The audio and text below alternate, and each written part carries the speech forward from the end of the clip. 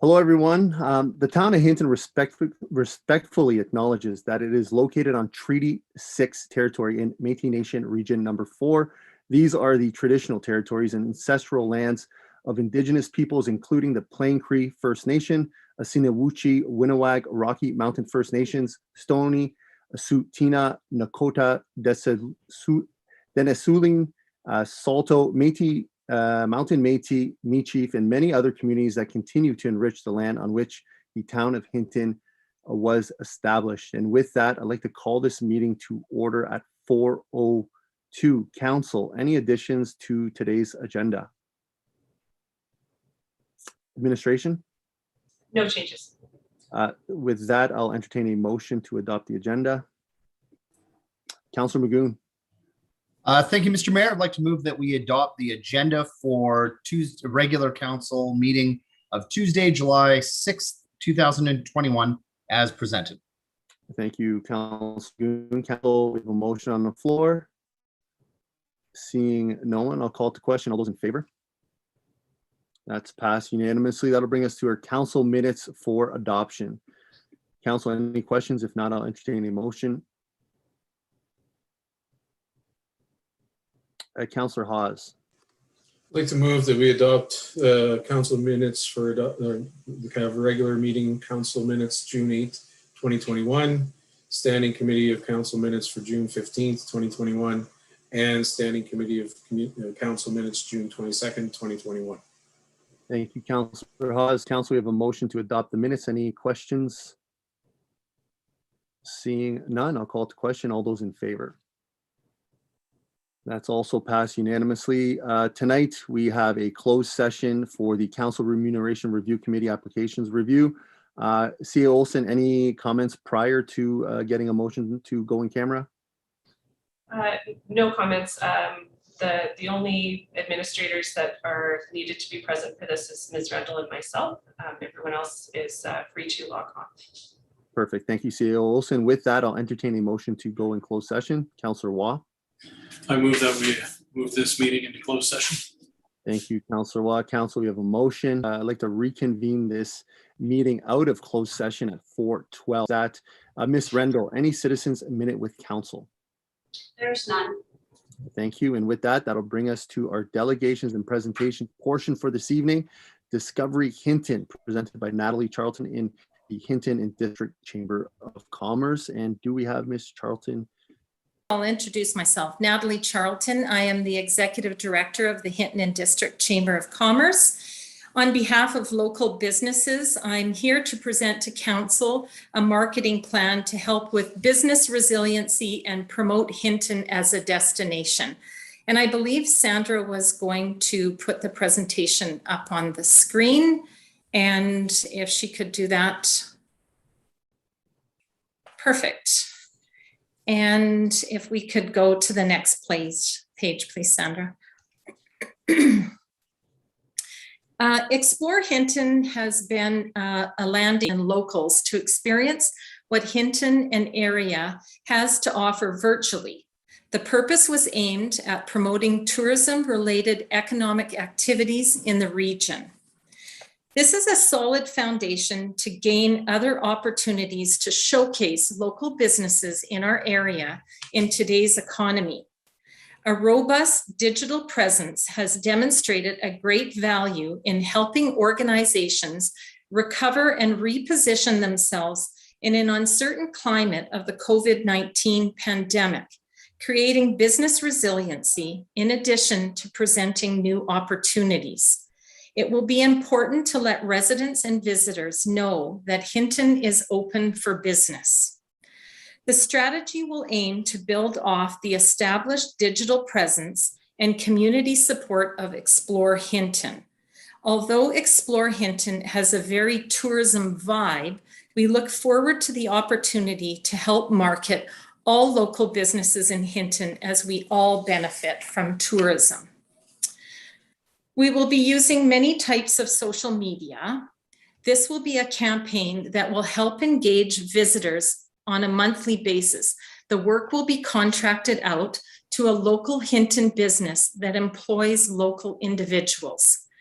The importance of having the work done locally will not only support our own community, but locals will be true ambassadors to promoting tourism. The contractor has also worked very closely with the Tiber Survey, which is the Tourism Industry Business and Expansion Project through Community Futures West Yellowhead.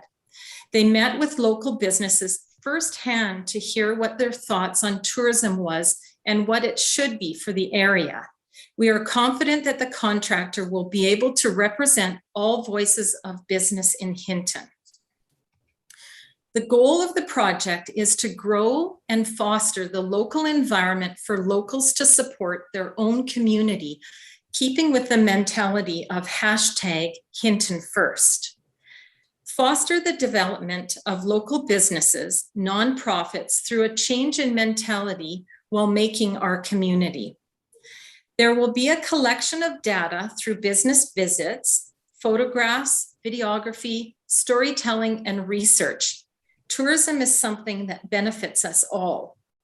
This will be an 8-month-long campaign, digital storytelling throughout the entire experience, to also include videographers that will work directly with local businesses.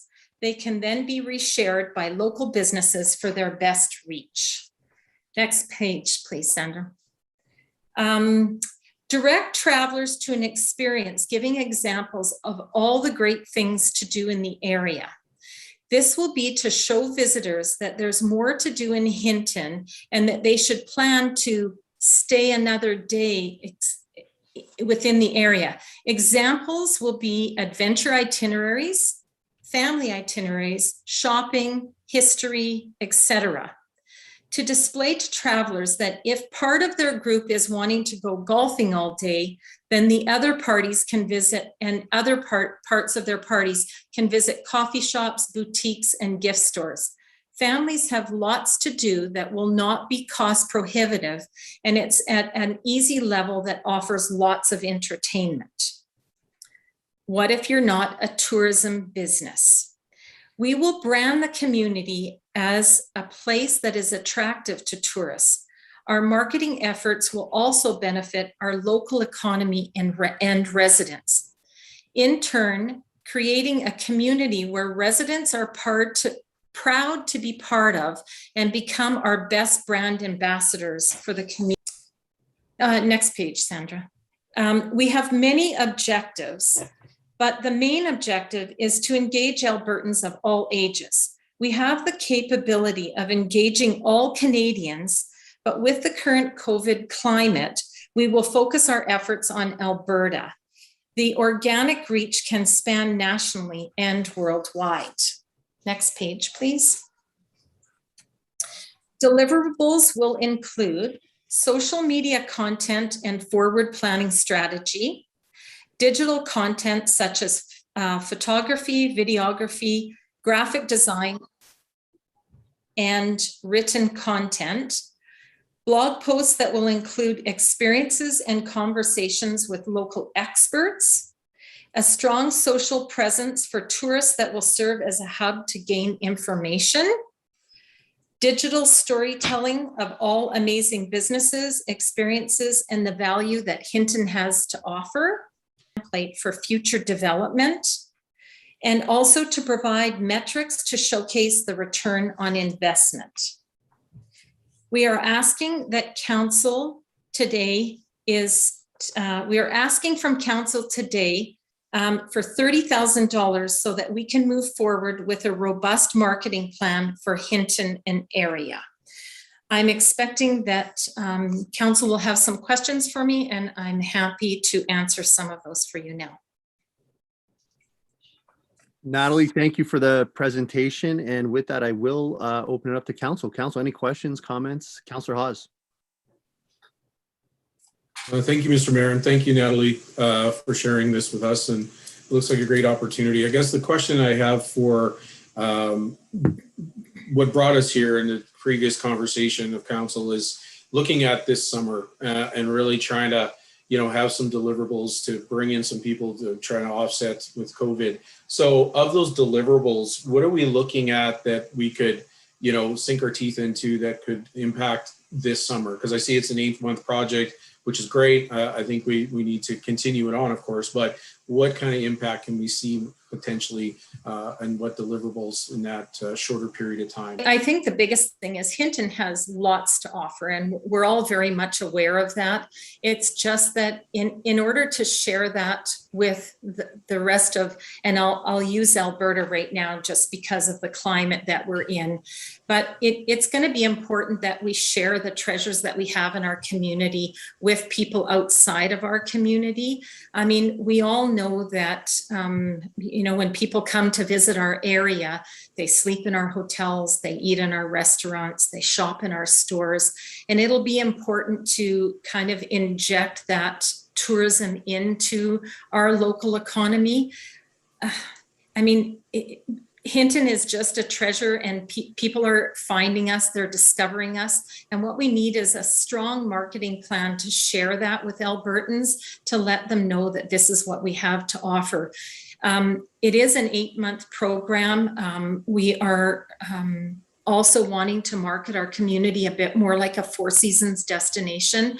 And although summer is the time of year that we really want to work quickly on this, and we've already started a great deal of the work now, but it'll be important to keep those marketing dollars going through the winter months so that we can promote us as a Four Season destination as well. Okay, thank you. Thank you, Councillor Hawes. Councillor Magoon. Thank you, Mr. Mayor. Natalie, first of all, thanks so much for coming out and presenting tonight. I know I, for one, I'm very excited to look at the potential of engaging in a partnership like this with the Chamber.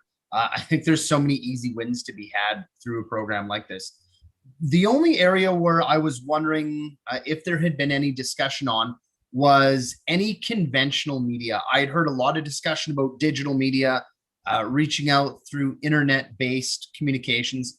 Has there been any discussion about, older, more conventional sources, either print or, TV, radio, those sorts of things? Is that part of the plan? Yeah, well, and this is kind of maybe a two-part marketing plan. For those that are not aware, we were successful in receiving some Travel Alberta funds last season. And we did work on a bit more of a conventional marketing plan during that time.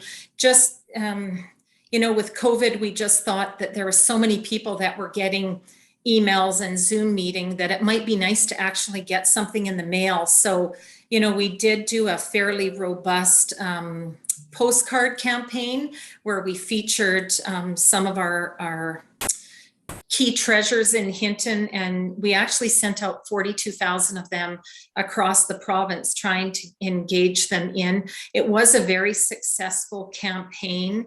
I think, is there an opportunity to do some more of that? There is some other ideas that we have where we're going to kind of do a little bit more branding, so that people start recognizing that Explore Hinton, and that we get that branding out into other communities. So, there's definitely some ideas that we've got going. It's all going to come down to budget and how much we have. We have been successful in receiving $20,000 from Travel Alberta in this last intake. And we did put forward a very robust marketing plan, and it was just oversubscribed. And we're hoping that if council considers the $30,000 this evening, and we add that to our $20,000, that we can come up with a very, very robust marketing plan. And I hope that answers your question, but we've come up with a lot of ideas, and some of these ideas will really come to fruition based on what our total budget is. Councillor Magoon. Yeah, just to wrap up and respond to Natalie's question there. Yeah, just to share some of the conversations I've had with some folks around town recently. A lot of people that I'd spoken with seem to think that if we could, and certainly this is just opinion that I'm sharing, getting a little bit more TV to some of our bigger urban neighbors to try and attract some people from the cities to come out and take advantage of some of the, the natural wonders that we have and some of the recreation activities that they might not be aware of. It was their opinion that that could be, low hanging fruit. So I'll just pass that opinion on because you're here. Yep.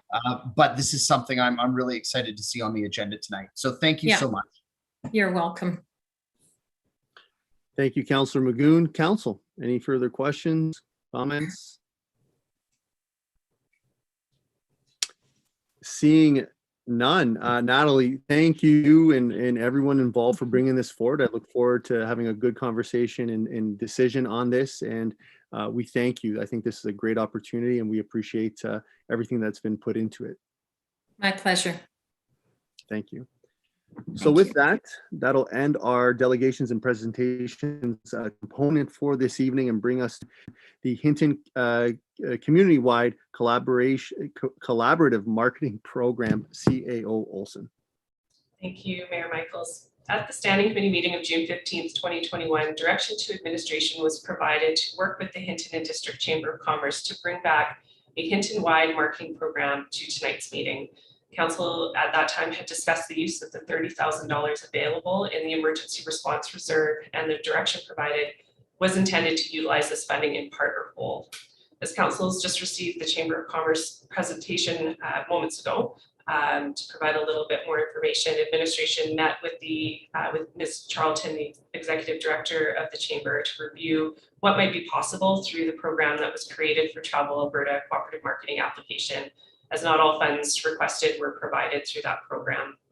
The town is a partner in that application and was previously through that application to Travel Alberta and that marketing program, and has also supported the Chamber previously in their explorehinton.org initiative. Other local businesses and organizations are also partners in the Travel Alberta application and represent the spectrum of interest that has potential for this program. The recommended action for this item tonight is to proceed with the use of the $30,000 for a Hinton-wide marketing program through a formal agreement with the Hinton and District Chamber of Commerce to administer the program on behalf of the town. As I mentioned before, we are already a partner in what was proposed to Travel Alberta, and it's just a step further in that direction. Essentially, the program is indicated in the Chamber's presentation, and the Travel Alberta application would proceed with a total of $50,000 available to support program objectives and deliverables. This time, I'd be happy to receive questions from council. I've got Mr. Russo present tonight as well, as he provided some support to this item. Thank you. Thank you, CAO Olson. With that, I have Councillor Magoon. Thank you, Mr. Mayor. I'd like to make a motion that council allocate $30,000 from the Emergency Response Reserve to promote a Hinton-wide marketing program that focuses on the summer-fall 2021 season, and further direct administration to enter into a formal agreement with the Hinton and District Chamber of Commerce Association to administer the program on behalf of the town of Hinton. And if I could just briefly speak to that, Mr. Mayor. Yeah, I have to say I'm really excited for the opportunity, and I appreciate the program that's been brought forth, in collaboration with the town and the Chamber of Commerce, so that this is an opportunity to capitalize on the realities of COVID and the fact that we really have a province of people going into this tourist season who are, they're quite landlocked, right? There's certainly very little to no entry down into the States. A lot of tourism within BC and Saskatchewan is being utilized by those respective populations. People in Alberta are looking for things to do this tourist season, and I think this is definitely a program where we can benefit local businesses and attract tourism. And I think having it done through the chamber as a collaborative partner is the right choice, because we're going to the people with experts, who are experts in that field, and there's some tremendous opportunity there. And I just hope that the reach that this program has extends out to those major urban areas where we have large populations of people who are looking for stuff to do, and they're within reach of the town of Hinton. Thank you. Thank you, Councillor Magoon. Council, we have a motion on the floor, and with that, I'll go to Councillor Nelson. Thank you, Mr. Chair. Just more for public consumption, just a quick rundown of why we're using the Emergency Response Reserve. I think the public might get the wrong impression of that we're taking money from an emergency fund. Otherwise, with that feedback, I'll be in support of this. So thank you. Thank you, Councillor Nelson. Councillor Stashik.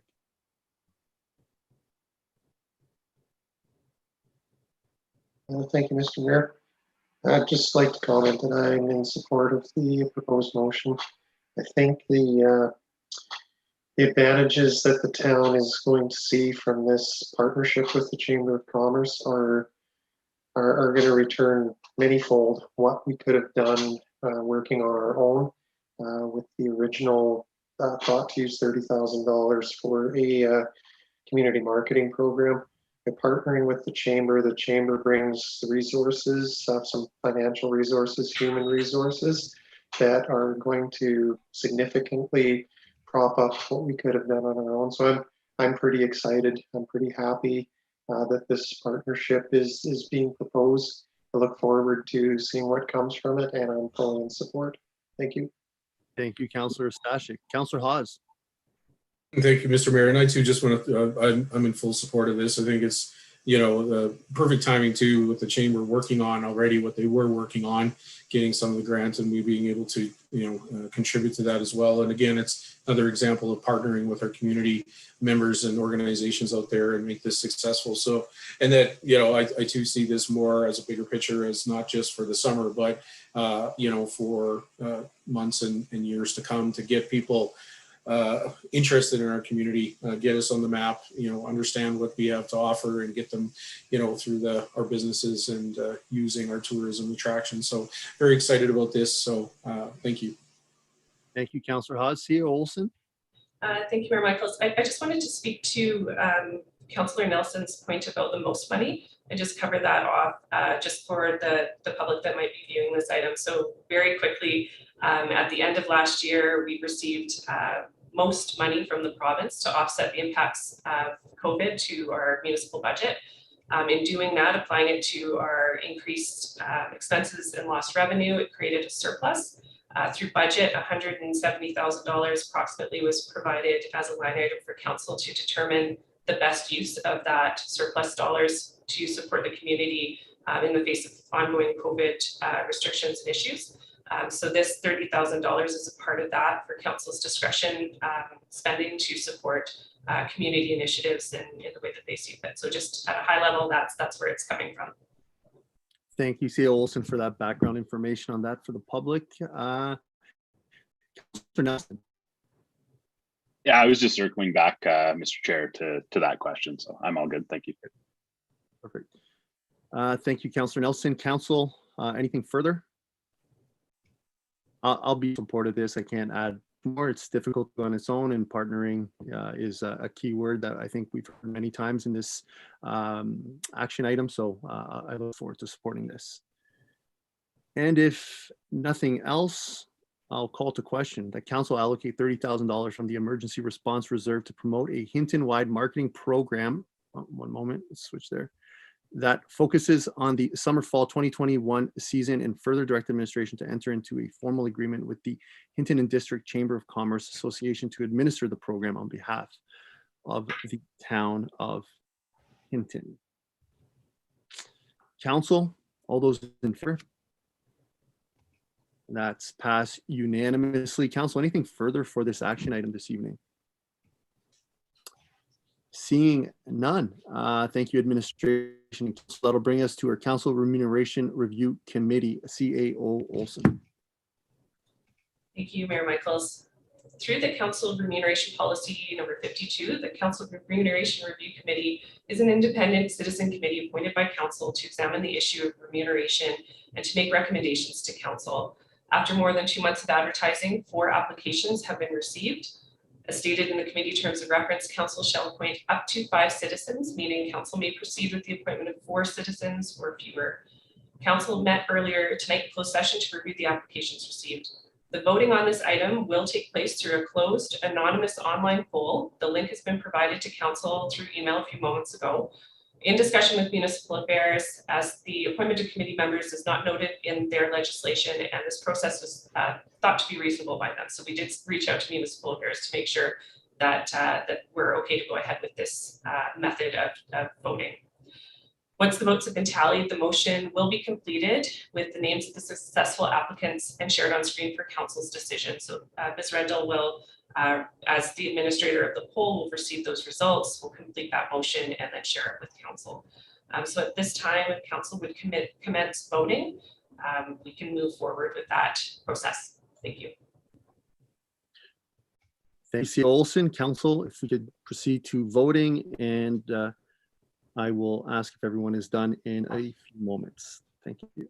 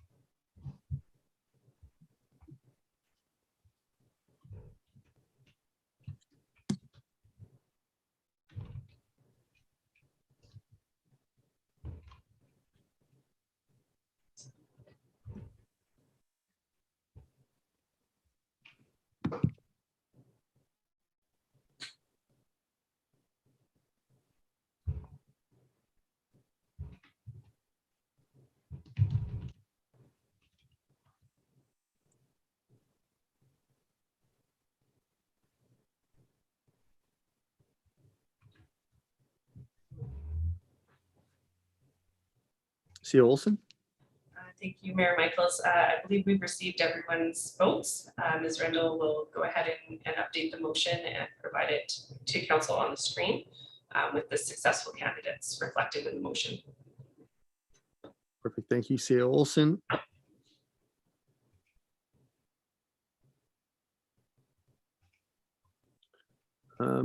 Councillor Nelson.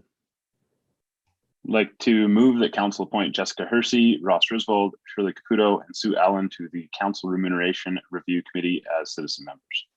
Thank you. Thank you, Councillor Nelson. Council, we have a motion on the floor. Any debate? Questions? Seeing none, I'll call to question that council appoint Jessica Hersey, Ross Griswold, Shirley Caputo, and Sue Allen to the Council Remuneration Review Committee as citizen members. Council, all those in favor? That's passed unanimously. Thank you, administration and council. Anything further for this item? Seeing none, that'll bring us to our third action item for this evening, the Joint Elections Agreement, CAO Olson. Mayor Michaels, this item is before council tonight to approve a joint election agreement between the Evergreen Catholic Separate Regional Division for the local authorities election.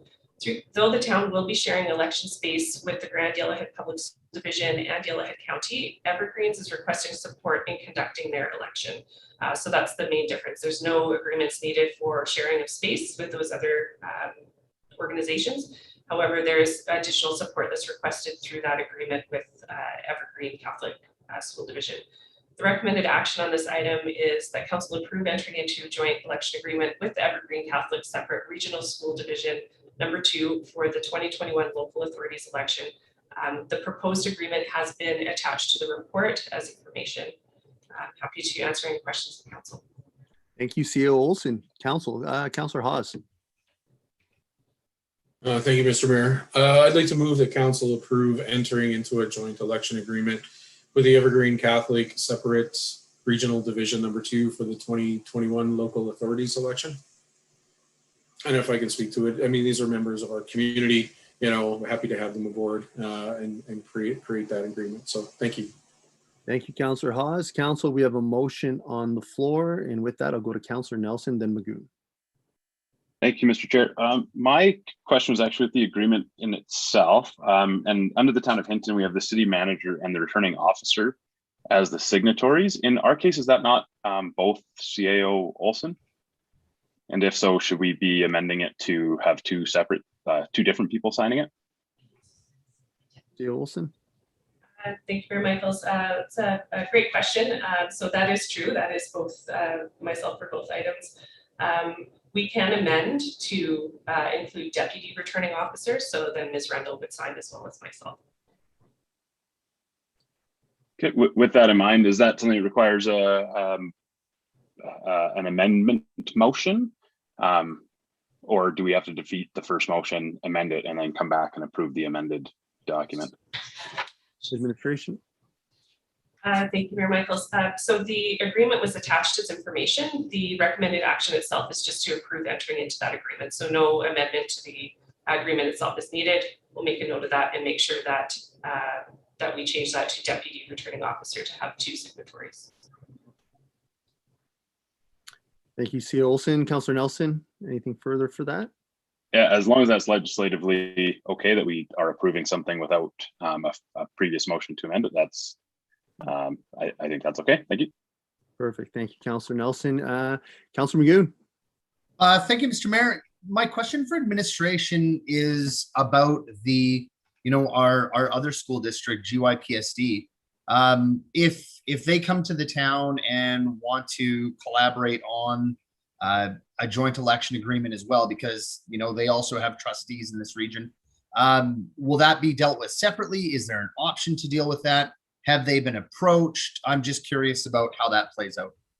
C. Olson. Thank you, Mayor Michaels. I believe we've been in contact with the school division, the public school division, and that no joint election agreement is needed. Ms. Rendell, is there anything that you would have to add? No, that they just want to share our space. They don't want us to do their election duties for them. Okay, thank you. Thank you, Councillor Magoon and administration. Council, anything further before I call this to question? Seeing none, Councillor Stashik, my apologies. That's all right, Mr. Mayor.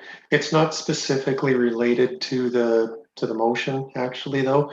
It's just a request for the benefit of the people who may be following by YouTube or maybe watching later. If it's possible to get the motion actually put on the screen so that there's a visual representation of it for anybody that might be watching.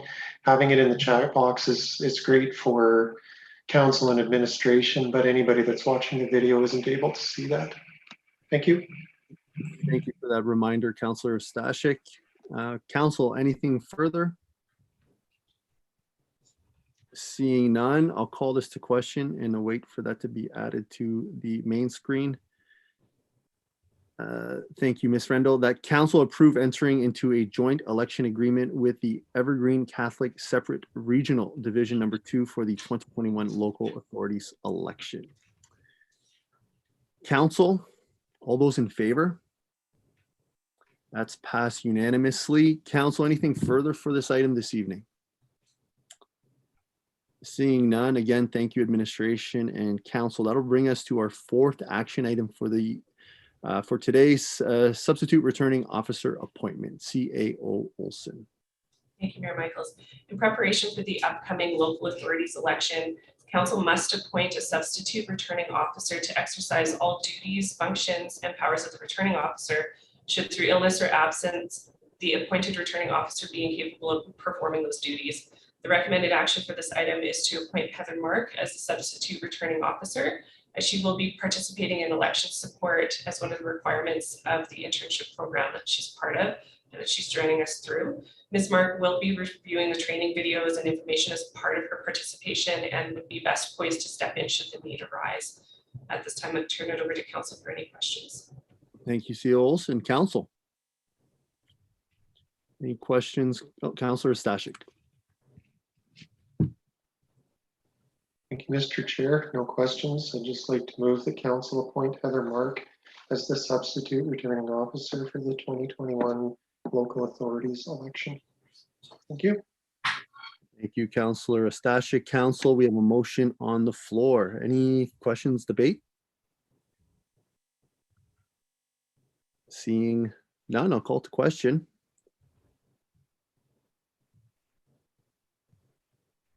That council appoint Heather Mark as the substitute returning officer for the 2021 local authorities election. Council, all those in favor? That's passed unanimously. Council, anything further for this item for this evening? Seeing none, again, thank you. And that'll bring us to our fifth action item, 2021 public auction reserve bid for tax arrears properties. CAO Olson. Thank you, Mayor Michaels. This item is before council tonight to approve a public auction of tax arrears properties as well as to set the reserve bid required. There are 6 properties, my apologies, 5 properties now on the tax auction list, and all are over 4 years delinquent. The properties are included in the attachment to this report, and the recommended action is to set the public auction date for these properties for September 24th, 2021 at 1 p.m. Please be advised that the motion included in this report will need to be updated to remove 309 133 Jarvis Street as payment has been made, and that can be removed from the motion. Ms. Rendell can update the motion should council wish to proceed. Further, the recommended action includes that council approve sale conditions, including a deposit of 10% of the purchase price be paid at the time of purchase, and that the balance be paid by October 1st, 2021 at 4 p.m. I do have Mr. Osmond here in support of this item. If council has any questions, he will he's prepared to help support those answers. Thank you. Thank you, CAO Olson. With that, Councillor Stashik. Thank you, Mayor Michaels. I do have a question for administration. What happens in the event that the reserve bid isn't met through the auction process? I guess next steps, what happens with the property? What happens in general? Ms. Olson? Mr. Osmond. Thank you very much. To Councillor Ostashik through the chair. So the regulations surrounding tax recovery auctions are rather rigid. In the event that a property is not doesn't receive the minimum required bid as established, that property goes into a kind of holding pattern. There is an option at that time for the municipality to acquire title. There are a number of other actions that the municipality can consider to recover those taxes. But until the municipality takes a further action, nothing happens to that property if it doesn't sell at auction. Councillor Stashik? Yeah, if I could just follow up. I'm assuming that there's some legislation that governs that there needs to be a reserve bid set at the market value for the property. Is that a correct assumption? That is correct. The regulation requires that the reserve bids be set at market. And for that reason, each of these properties has received an independent appraisal for market value, so that we don't confuse any of our numbers for assessment with market value. And those are the reserve bids that you see in front of you this evening. Okay, thank you. Thank you, Councillor Stashik. Council, any questions or direction? Councillor Magoon. Yeah, thank you, Mr. Mayor. For those people who might be watching, who might not be familiar with the processes over the past previous 4 years, could administration highlight to the public what procedures would and have taken place to give those particular properties either a chance to get caught up, notification that they were in arrears, so on and so forth, so that they can be sure that as a municipality, we're trying our best to ensure that properties and property owners, have the chance to get caught up on their taxes if they do find themselves behind, and that this is not, in this case, a COVID-only instance, that this is a long-term issue that's been taking place. Thank you. Thank you. Ms. Olson, yourself or Mr. Osmond for this one? Mr. Osmond, please.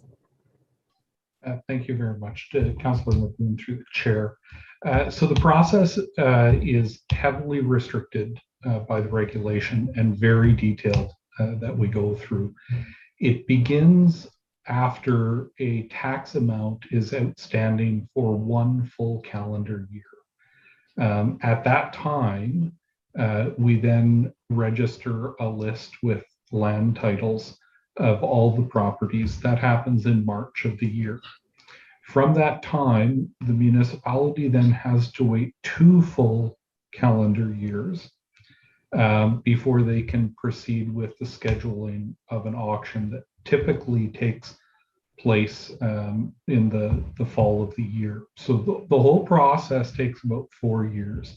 During that time, there are regular times where we send statements on account, but also every time that we interact with land titles, there is a requirement for notification.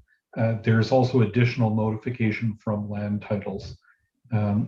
Throughout the process, the property owner has the ability to come forward and make payment. We can also make payment arrangements, and there's some other tools we use. And whenever those things are successful, we can then remove the property from the list. So one of the things we'll see in the months leading up to the auction is we'll see more properties where payment is resolved. That's one of the reasons over the last, I think, 5 years, the town of Hinton hasn't actually proceeded with the tax recovery auction. Thank you, Mr. Osmond and Councillor Magoon, for clarifying that for the public. I think that was an added benefit. Council, anything further? Any other questions or direction?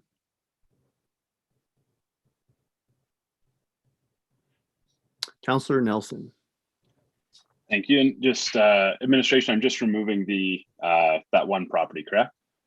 That's right.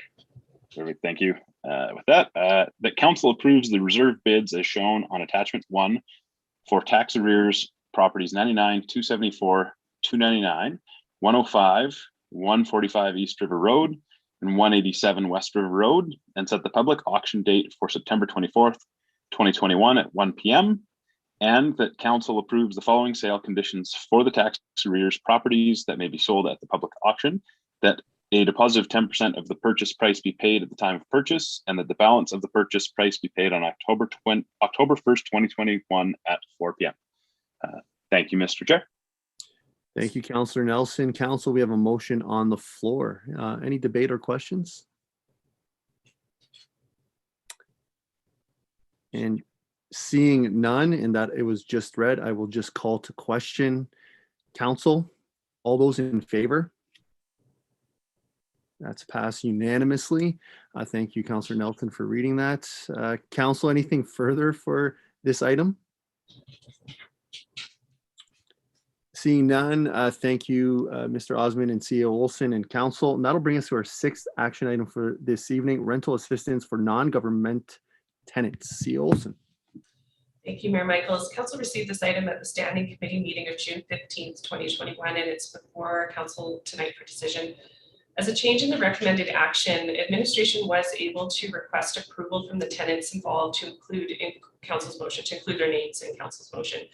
This wasn't possible prior through FOIP requirements, as the permission was not secured earlier. Therefore, the recommended action may be changed to read that Council approve financial assistance for the not-for-profit tenants in the amount of $2,700 to the share shop. Sorry, my apologies, I'm a little bit mixed up. In the amount of $2,100 to the share shop and $600 to the Hinton Children's Learning Daycare Society for 2021, and that $2,700 shortfall be funded from the 2021 building maintenance operating budget. So a little bit of a change there for transparency, and that was possible through the approval that was received from both of the tenants. If the council has any questions, we're happy to answer. Thank you, CEO Olson. Councillor Magoon. Yeah, Mr. Mayor, I'd like to make the motion, but because it's been more informed, if we could see it up on the screen so I could read from that, that would be appreciated. Thank you, Councillor Magoon.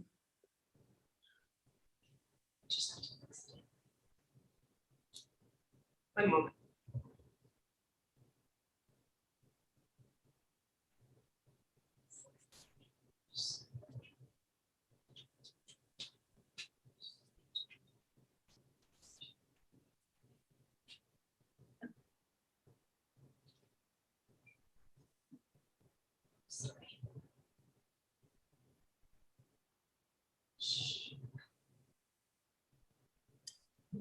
There we go. Thank you very much, Wendy. And I'd like to make the motion that council approve financial assistance for the not-for-profit tenants in the amount of $2,100 to the share shop and $600 to the Hinton Children's Learning Center. Further, that the $2,700 shortfall be funded from the 2021 building maintenance operating budget. And if I could speak to that briefly, Mr. Mayor. Honestly, this is one of those motions that's it's a bit of an honor to be able to bring forward, and I appreciate all the work that was done behind the scenes in order to make this happen. A number of our fellow councilors, Councilor Race, I'll certainly mention her name, advocated to ensure that some of our at-risk tenants and not-for-profits in the community were taken care of.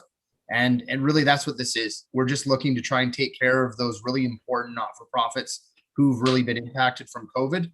And we're just here trying to help them. And I'm proud to be able to stand with my fellow councilors and make this motion. Thank you. Thank you, Councilor Magoon. Council, we have a motion on the floor. Any debate or questions?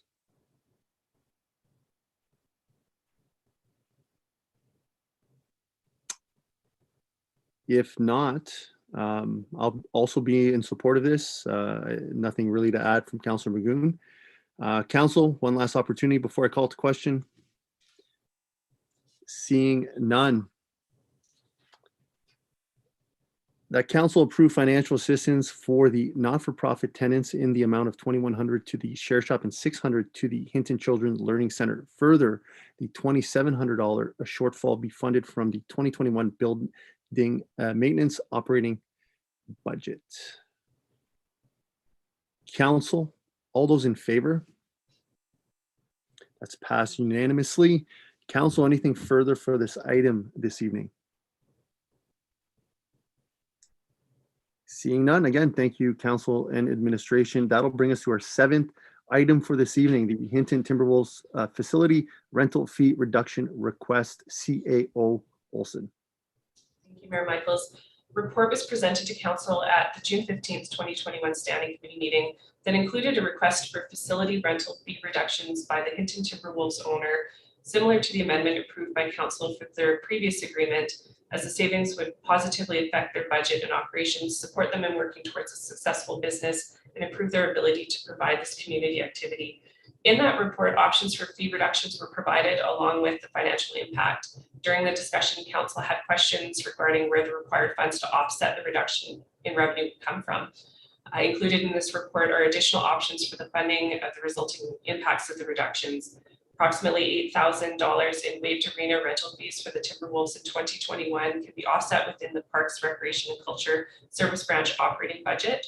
Should Council determine reductions past the 2021 year, there are a few options that were included in the report. The recommended action is for the waived fees to be funded from the Council Contingency Fund in the amount of $12,500 in 2022, $7,500 in 2023, and $2,500 in 2024. Other, as indicated, other options to manage this impact are listed under the analysis portion of the report. There's a lot of other information within the report for Council's consideration. I have both Ms. Howard and Mr. Von Cloveren present to assist in answering any of the questions tonight. Thank you. Thank you, CAO Olson. Council, questions or direction?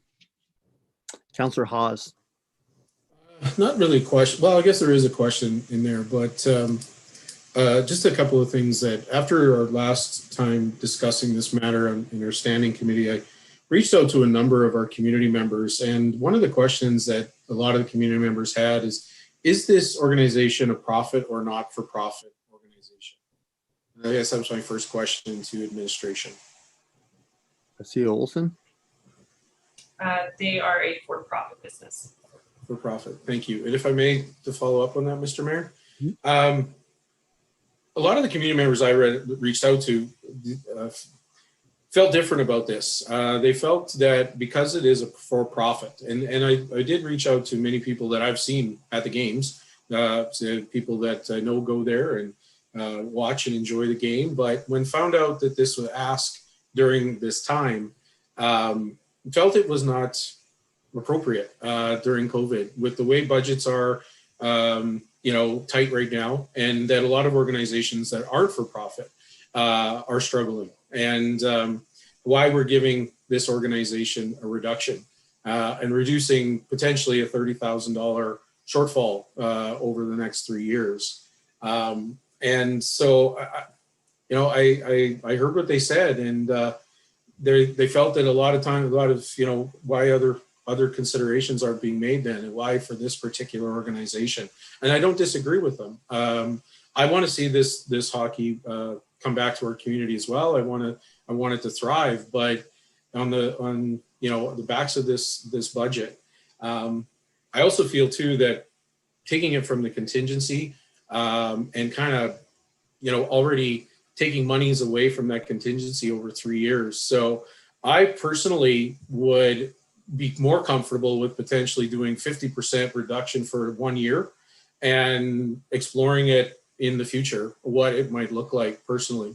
You know, I heard the community members, and I reached out to more than at least 50 of our community members. And out of those, maybe 2 or 3 felt this was okay. Others was quite adamant that a reduction in fees was not the way to go at this time. So I don't know what other councillors feel. I'm not going to throw a motion up there. I wanted to throw this out there for discussion to see what the feelings are, but that's what I'm more inclined to do, is look at that 1 year, look at the contingency for that year, and then move on from there. So those are my thoughts to start things off. Thank you. Thank you, Councillor Hawes. I have Councillor Nelson, then Councillor Ostashik. I'd like to make a motion that council approve a reduction of the hourly adult non-prime arena use rental rates for the Hinton Timberwolves of 75% for the 2021-2022 season, 50% for the 2022-2023 season, and 25% of the 2023-2024 season. I think from my perspective, and a lot of people I've talked to, this isn't a lot different than any sort of tax incentives. We just recently approved some pretty significant tax incentives that carry a lot more than this. And really the goal is to encourage and help those businesses, and all of those would be for profit as well, to be able to get their sea legs and get established. The Timberwolves came into this community at the very last second and kind of bailed us out in a way with what had happened with previous owners. And then they dealt with last year having no season. So really it's, if anything, maybe a blank slate this year, if not starting behind with recruitment and all of those other things. So to me, seeing the amount of people that come out to these games and the excitement that it brings to our community and our youth, and also a community that'll be yearning to gather and celebrate and take some community pride. I think this is a small investment, and I hope that that they can make a go of it and be successful. Because I see a lot of joy and seeing different businesses come out and support the Timberwolves, and I just really like what they're doing. It's locally owned, which is I think important. I only made the first motion because I share some of your concerns regarding the contingency fund, but the first motion I can be in support of. Thank you. Thank you, Councillor Nelson. Council, we have a motion on the floor. I had Councillor Stashik.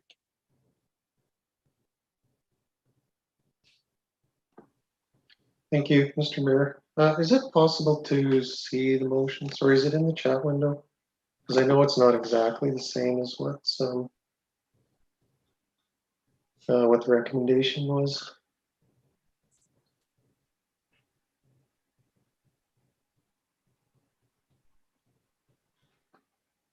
If I can go to quickly, Councillor Nelson, was there a change in the wording? And if so, if you can point it out for the rest of council.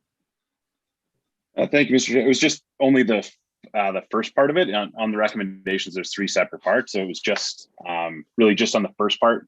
I think there might be some differences of opinion on the other parts and where we can go, but just kind of getting that first main part of it, the what out of the way before we get into the why. So for how, thank you. But for clarity, there's no verbiage change from the recommendation of the first section that was put into the agenda, Councillor Nelson? Correct. Correct. Okay, perfect. Councillor Stashik? Thank you, Mr. Mayor. So with that understanding, there's a couple reasons that I'm going to say that unfortunately I can't support the motion as it's worded right now. I enjoy the Timberwolves games too, and I do hope that they're able to continue to exist and be able to flourish in the community. I do have some concerns though. concern specific to the way that this particular motion is worded, the fact that there's no direction to administration where that funding is going to come from to replace the lost revenue that's going to come from the reductions is bothersome to me. I always want to be fully informed about where the compensation is going to come from when we make a decision to undertake these kinds of things. The other thing that bothers me a little bit is that we'd be saddling future council, future budgets with a budget impact that's ongoing over the next, this year plus 3 additional years for not an insubstantial amount of money. I'm not going to be supporting this one. If it fails to move forward, I would look forward to potentially a different motion being put on the table for council's consideration that's more in line of what Councillor Hawes was talking about, where it's a 1-year agreement. I certainly am in support of giving them a bit of a break so that they can get their legs under them and get back going after this COVID year, which undoubtedly would have impacted them.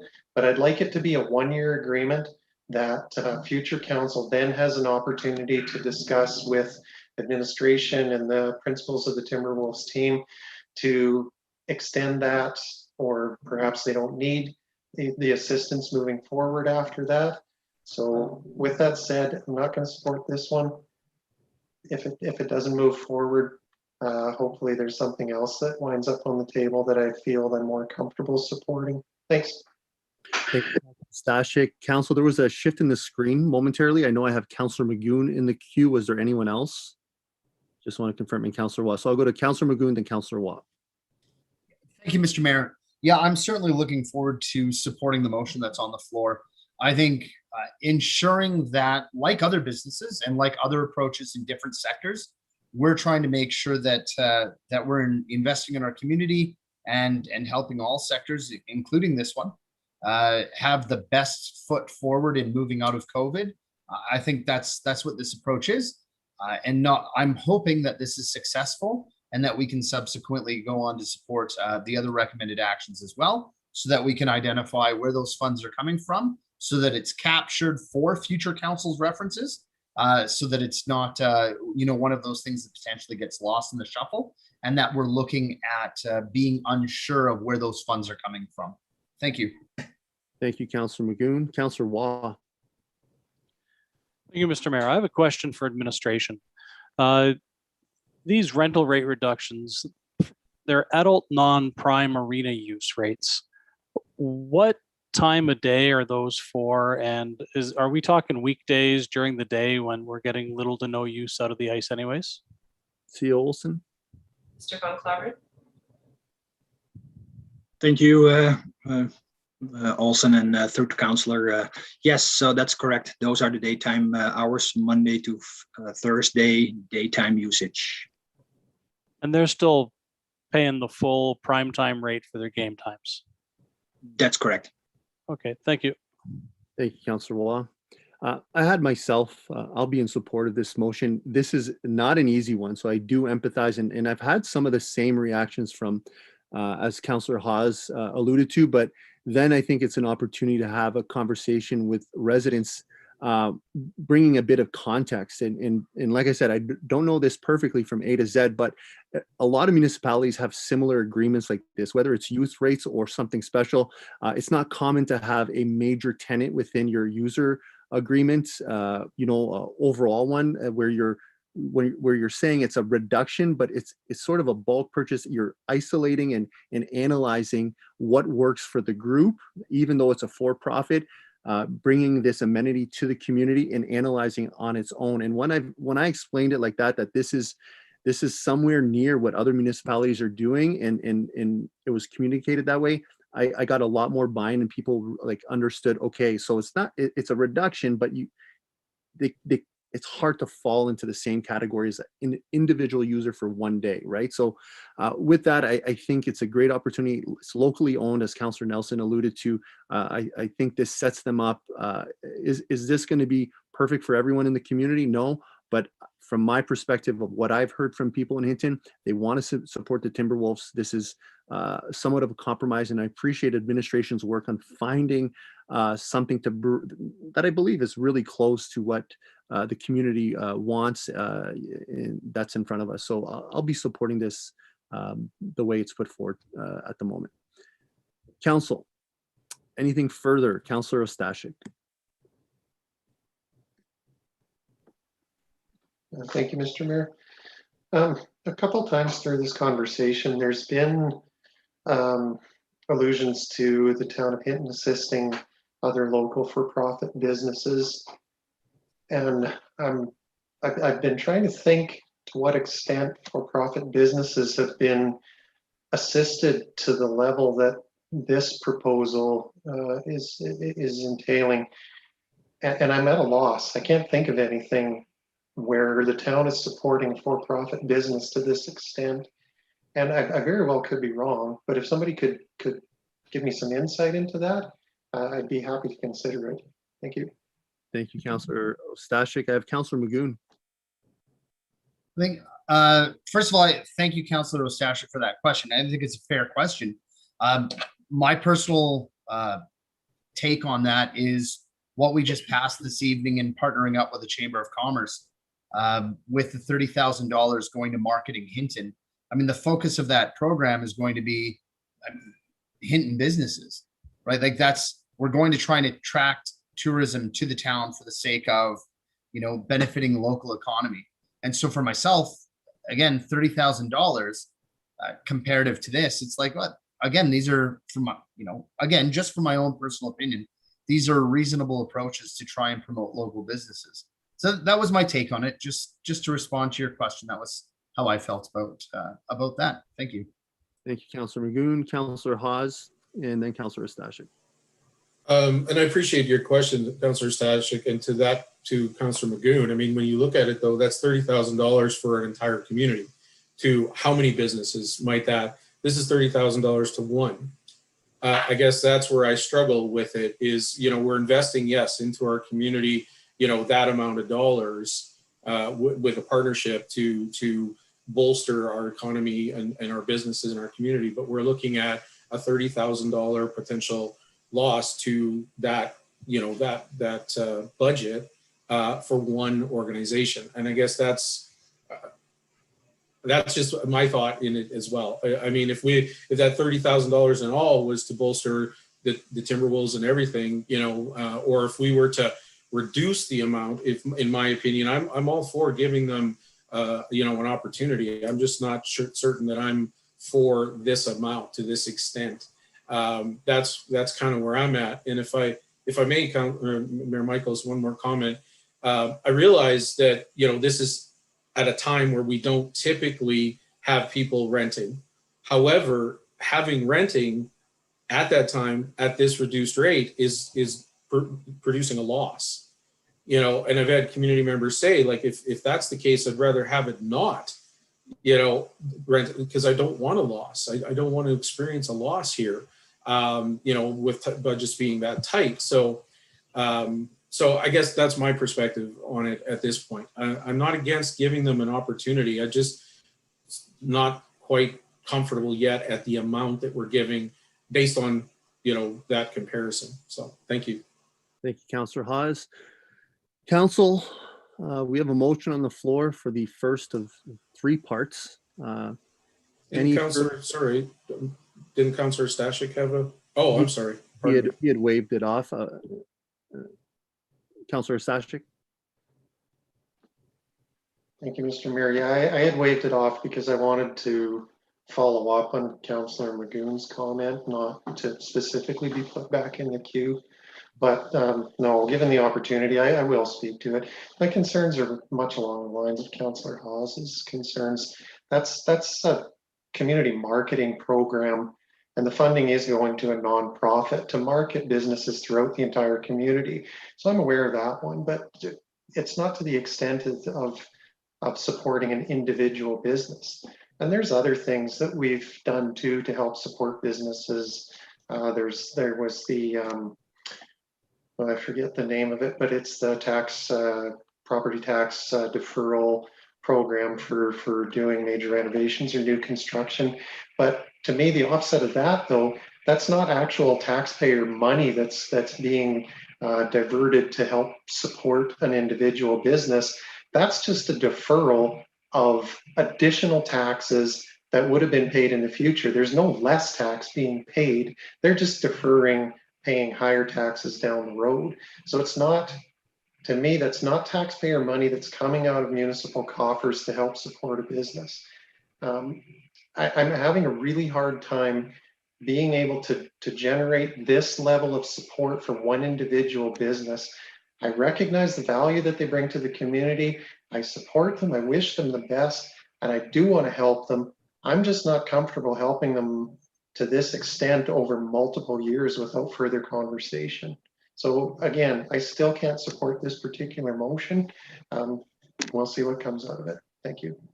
Thank you, Councillor Stashik. Councillor Magoon? Yeah, thank you, Mr. Mayor. And I appreciate the comments all around, and I certainly respect where they're coming from.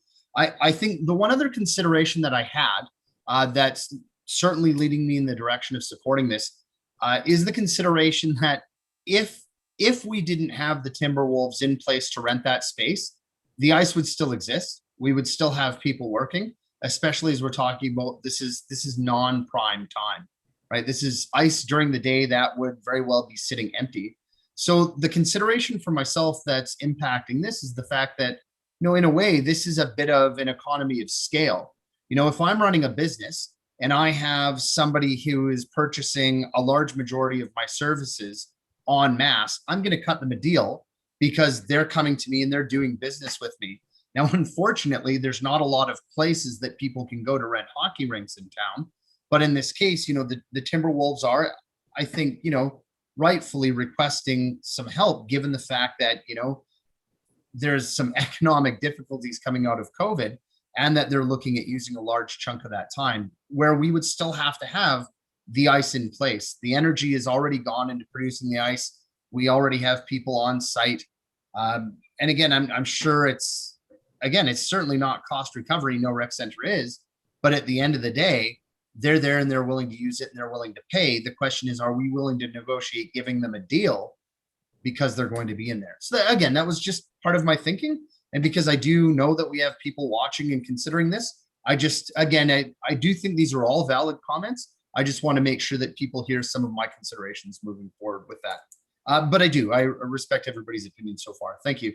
Thank you, Councillor Magoon. Councillor Stashik? Thank you, Mr. Mayor. I guess I'd like to look to administration for a little bit of clarification then, because my understanding is a 75% discounted rate equates to a rental rate of $32.31 an hour. So I guess my question then is, does that $32.31 per hour represent a reduction in revenue that the town is making, or is the town seeing an actual loss by charging $32.31 an hour? In other words, is there labor, materials, equipment time, any type of actual physical cost that's in excess of $32.31 an hour that's being expended so that the Timberwolves can have the ice during that time at that rate? C. Olson? Mayor Michaels, I'll move to Ms. Howarth. Thank you, C. Olson, through to Councillor Stashik. So a couple things in there. So there is a lost revenue because we have a 3-year operating budget. So we have budgeted for that revenue. And so that's why the motions, for example, are worded as a reduction and why the policy looks to compensate for that lost revenue. If it was new revenue that had never been budgeted before and wasn't considered before, then there isn't a loss of revenue, it's actually new revenue. So that speaks to the revenue side of things. There is actually a lost revenue now that we do 3-year budgets. The second piece is the 75% reduction. So the new, instead of basically $130 an hour, it's $32 an hour.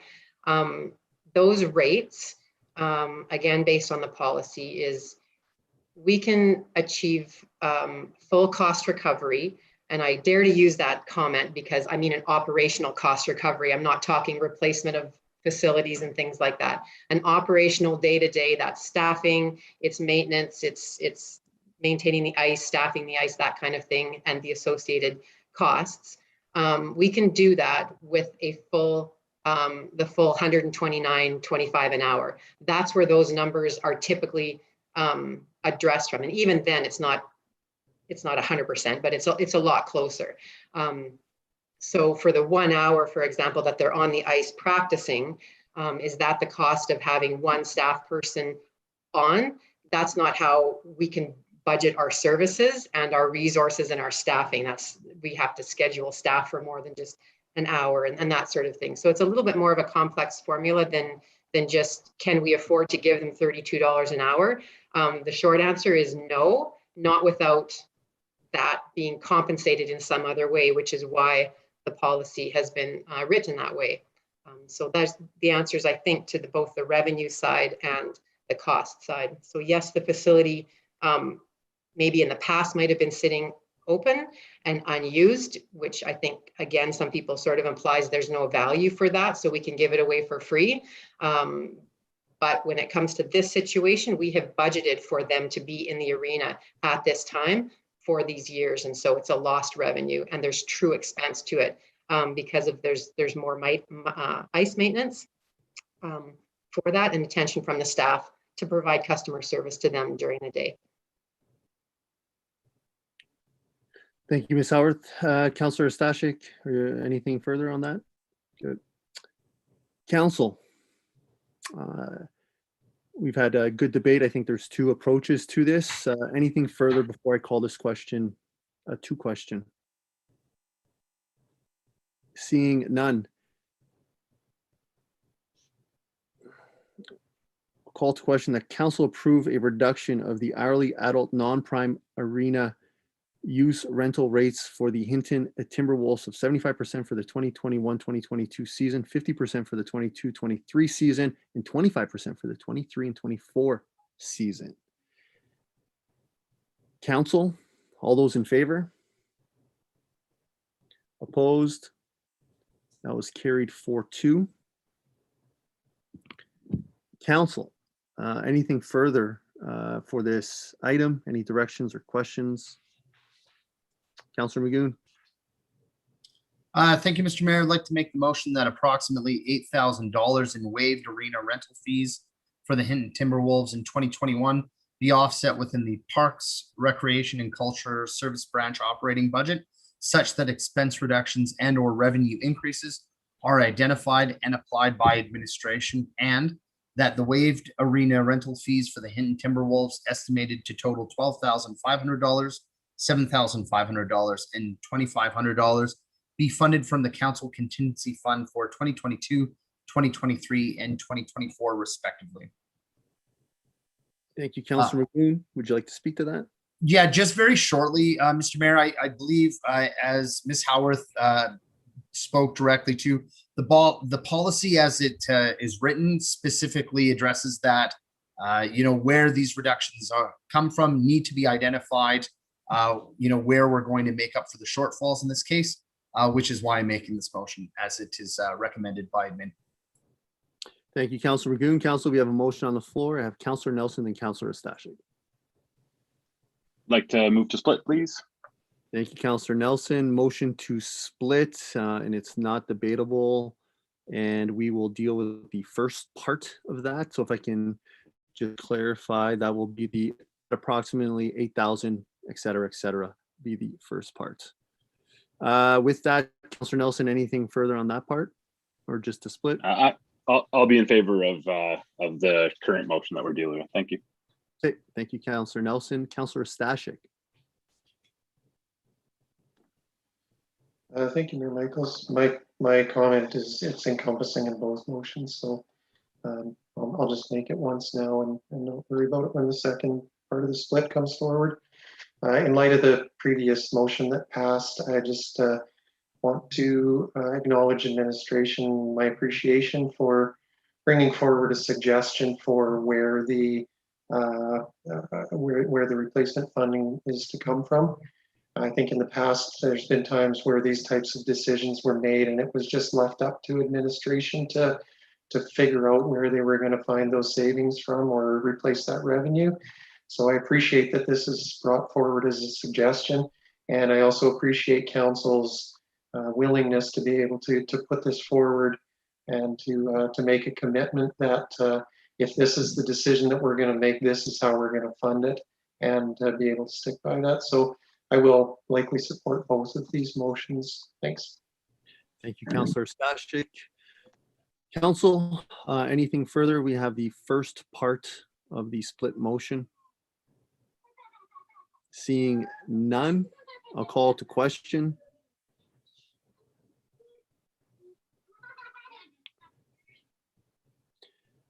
That approximately 8,000 waived arena. Oh, one moment. If you could just scroll down, Ms. Rendell. Oh, it's my apologies. There we go.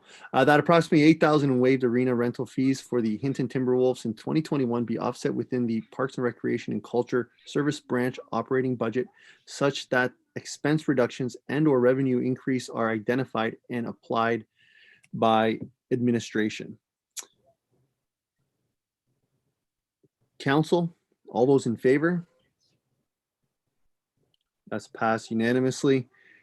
And now that'll bring us to our second part of the split motion. Council, any questions, debate? Councillor Nelson. Just by nature of contingency, it's designed to fund things that are unknown at the time. So I just won't support making a motion to fund something from something that's meant to be unknown. If it were changed to have it funded through the budget and council's contingency fund to be reduced by those amounts, I could be in favor of that. But contingency is a specific definition, and I just don't think it fits a 3-year budget. So thank you. Thank you, Councillor Nelson. Council? I'll be in support of this for myself, unless there's an alternative and we want to have a conversation on the specifics of where it comes from, then it's not my preference, but I'd be happy. Otherwise, we have a 3-year operating, we know the contingency money's there and it'll come from there and that amount stays the same. So I kind of approach it from that level, and it's not coming from reserves while keeping the contingency fund at the original level. So I prefer this. It's not, I guess, maybe perfect, but again, I'd rather move forward with this today. Overall is my perspective on this. With that, I have Councillor Hawes and Councillor Stashik. Thank you, Mr. Mayor. I mean, for myself, I'm not pleased with, it coming from here. Again, I agree with Councillor Nelson that this is an unknown budget. We're now earmarking it for what is not unknown, for not only our council, but for future councils as well. I definitely, of any places to come from, I mean, I wouldn't want it to be a reduction in services to our community. I think that was, or to this particular area of our community, that was made well known to me, and of course, definitely not in a tax increase as well. So if it's got to come from somewhere, I guess this is the lesser of all possibilities, I guess. So I'm reluctantly in favor of this, but unless somebody has alternatives, the same as others have said. But thank you. Thank you, Councillor Hawes. Councillor Stashik. Thank you, Mayor Michaels. I said I wasn't going to speak again, but I lied. I'm very much along the same lines of thought as Mayor Michaels and Councillor Hawes. This is, to me, the least of the evils. I'm really not comfortable in saddling future council for multiple years with an upfront reduction in their contingency fund without knowing what might come forward that also needs to be funded, that's not on anybody's radar, that's not budgeted for. This limits council's ability to be able to take steps like that. However, the alternatives having it come from reserves or having it come from taxation are much less palatable to me. So unless somebody has a different suggestion for where this could be funded by, I too am reluctantly supporting this because I don't like the other alternatives. I like them even less. Thank you. Thank you, Councilor Stashik. Councilor Hawes. I just have one more, I guess, and again, it's. I know we passed the motion before, but I guess this just, I think, really the budget is coming, and we have to be very, I think, talking about, can we do these things that we're doing? I mean, in my way, maybe this isn't politically correct, but this is an example of we're robbing Peter to pay Paul. And I guess that's where I struggle. That's, in my opinion, that's not a good way to budget. If we had a reserve, we had something coming out of that, we're taking it from someplace else to accommodate this. And that's where I really struggle with this, even this whole idea. I realize we passed it and moved forward, but I guess just moving forward, going into the budget process, being more mindful of, if we're going to make decisions like this, can we do it? I really don't think, that we have to be conscious of that. We do have a very tight budget. COVID not only has affected our businesses, but it's affected our town in general. And, there's other factors that are playing on our budget as a town. Whether it's provincial downloads, whether it's, increase in costs, you name it. So I just really, moving forward, being mindful of that. So again, I'm reluctant on this, but it is the lesser of all evils. So thank you. Thank you, Councilor Hawes. Council, we have the second part of our split motion. Any further debate or questions? Seeing none, I'll call to question. That the waived arena rental fees for the Hinton Timberwolves estimated total $12,500, $7,500, and $2,500 to be funded from the Council Contingency Fund for 2022, 2023, and 2024, respectively. Council, all those in favor? All those opposed? That's carried 5-1. Council, anything further for this item for this evening? Seeing none, I do want to thank administration and council for their time on this great conversation and debate. With that, that'll bring us to our 8th action item for this evening, tennis and pickleball court resurfacing capital project. CAO Olson. Mayor Michaels. As council was informed on June 22nd, 2021, in preparing to action this capital item, the request for proposal process demonstrated that the approved budget for this project is inadequate based on updated quotes. Included in the report that council received and within the report tonight are options for council's consideration to achieve a completed project with different budget amounts and scopes of work. Recommended action is for a total allocation of $71,811 funded from the Parks and Trails Major Reserve to complete the scope included in option A within the report, which focuses on the hill location to support 2 tennis courts and 6 pickleball courts. Once again, I have Ms. Howarth and Mr. Monclavren to assist in answering any questions that council might have. Thank you, CAO Olson. Council, questions or direction? Councilor Magoon. Yeah, I guess my question was, what was the total length of time that we had the RFP option out for? Because I guess I was a little concerned that we had only had one response. I know certainly we can't control that, but for myself, that doesn't give me a lot of confidence that we're getting a true quote that represents what the actual cost of the project might be, and that maybe we're getting the one quote that's high. I don't know. Maybe we're getting the one that's low. CAO Olson. Mr. Monclavren. Thank you, CAO Olson, and through the council. So basically, it's clear that this quote that we got, it's been out for the normal amount of time for businesses to respond to. But it's basically the only supplier in Western Canada in our province for sure. So there's not a lot of other businesses that do this type of work, and it's been out there for a regular period of time. Thank you, Mr. Van Claveren. Magoon, are you good? For now, Mr. Mayor, thank you. Thank you, Councilor Magoon. Councilor Hawes. Thank you. Just to build off that in particular, I guess, and I read the report and here with, so what you're saying, Mr. Van Claveren, is this is a specialty type of situation, right? There's, you know, this isn't just a regular contractor that could come out and resurface this. This is a specialized type of service that we're looking for here. Is that correct? Yes, thank you for that question. And that's correct. It's not just surface painting, it's a specialized task. Okay.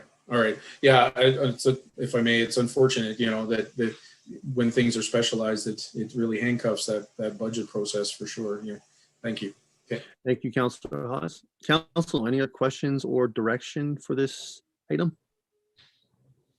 Is there an appetite to move forward with the choice? Councillor Stash? Thank you, Mayor Michaels. I'd like to move the council direct administration to proceed with the tennis and pickleball court resurfacing capital project in 2021, and that a total allocation of $71,811 be funded from the Parks and Trails Major Reserve to complete the scope as defined in option A. Thank you, Councillor Stashik. Speak to it quickly if I can, Mr. Mayor. Absolutely. Yeah, when this came before us at standing committee, I spoke to this a little bit about in terms of budgeting and planning for projects. And I actually like to see this come to council once in a while. To me, it means that administration is practicing responsible budgeting, that they're using their best guess to budget for items, and sometimes they miss the mark.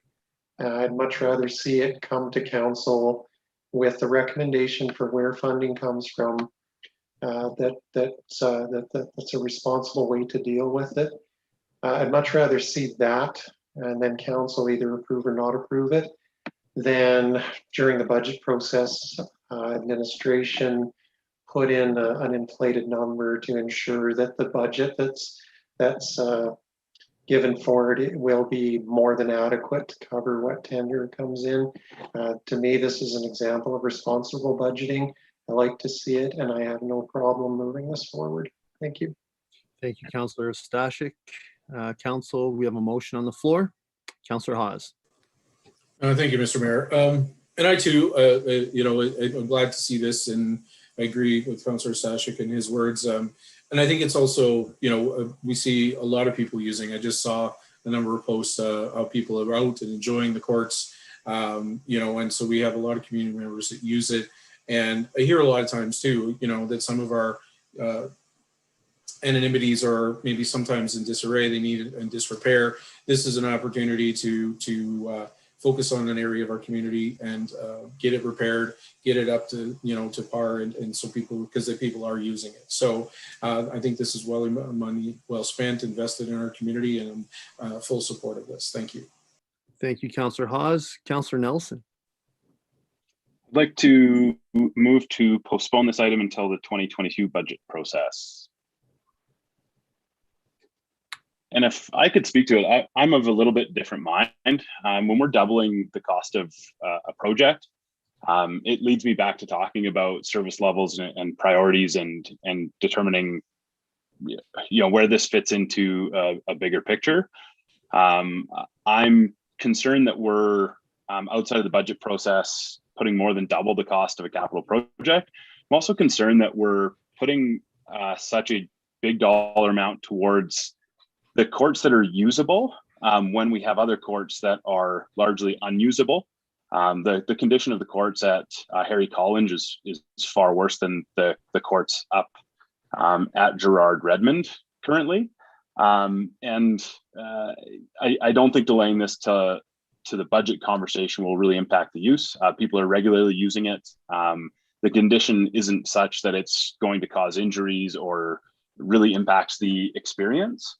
And as we come out of COVID, there will be more and more people using it, but the addition of 2 courts, there's already lines for pickleballs on all the courts. So I just don't think there's an urgency to this.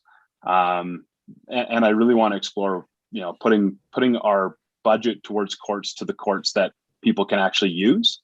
And even in context with, you know, Pine Valley's opening, and pickleball may be something that that group would like to do. And the Valley courts are far closer and they're not usable. So There's just, I have a lot of questions and would prefer to have it as part of, a priorities discussion around that Parks and Rec budget of where we're putting our dollars. Thank you. Thank you, Councillor Nelson. Council, we have a motion to postpone. With that, I have Councillor Hawes and Magoon. Thank you, Mr. Mayor. So I don't think I won't be in favor of this. I think this is an example again of kicking it down the curb again to another process, making take a longer time. I do have a question for administration about the process of decision as to option A and the courts that were picked. We've heard that there's other courts that are more in disrepair than the courts that are being proposed. Can you speak to why what process went through and why those particular courts were picked and maybe not others? C.A. Olson. Thank you, Mayor Michaels. So I'll start out. Actually, Mr. Von Claveren, this is something that administration spoke internally about as this report was being put together and prepared to bring to council. Some consideration of where best to spend the money was determined in the recommendation of what we brought forward. So I'll look to Mr. Von Claveren to provide that explanation. Yeah, thank you, CEO Olson, and through to council. So our consideration with of course, the contractor coming to site and doing a better assessment of the location as well.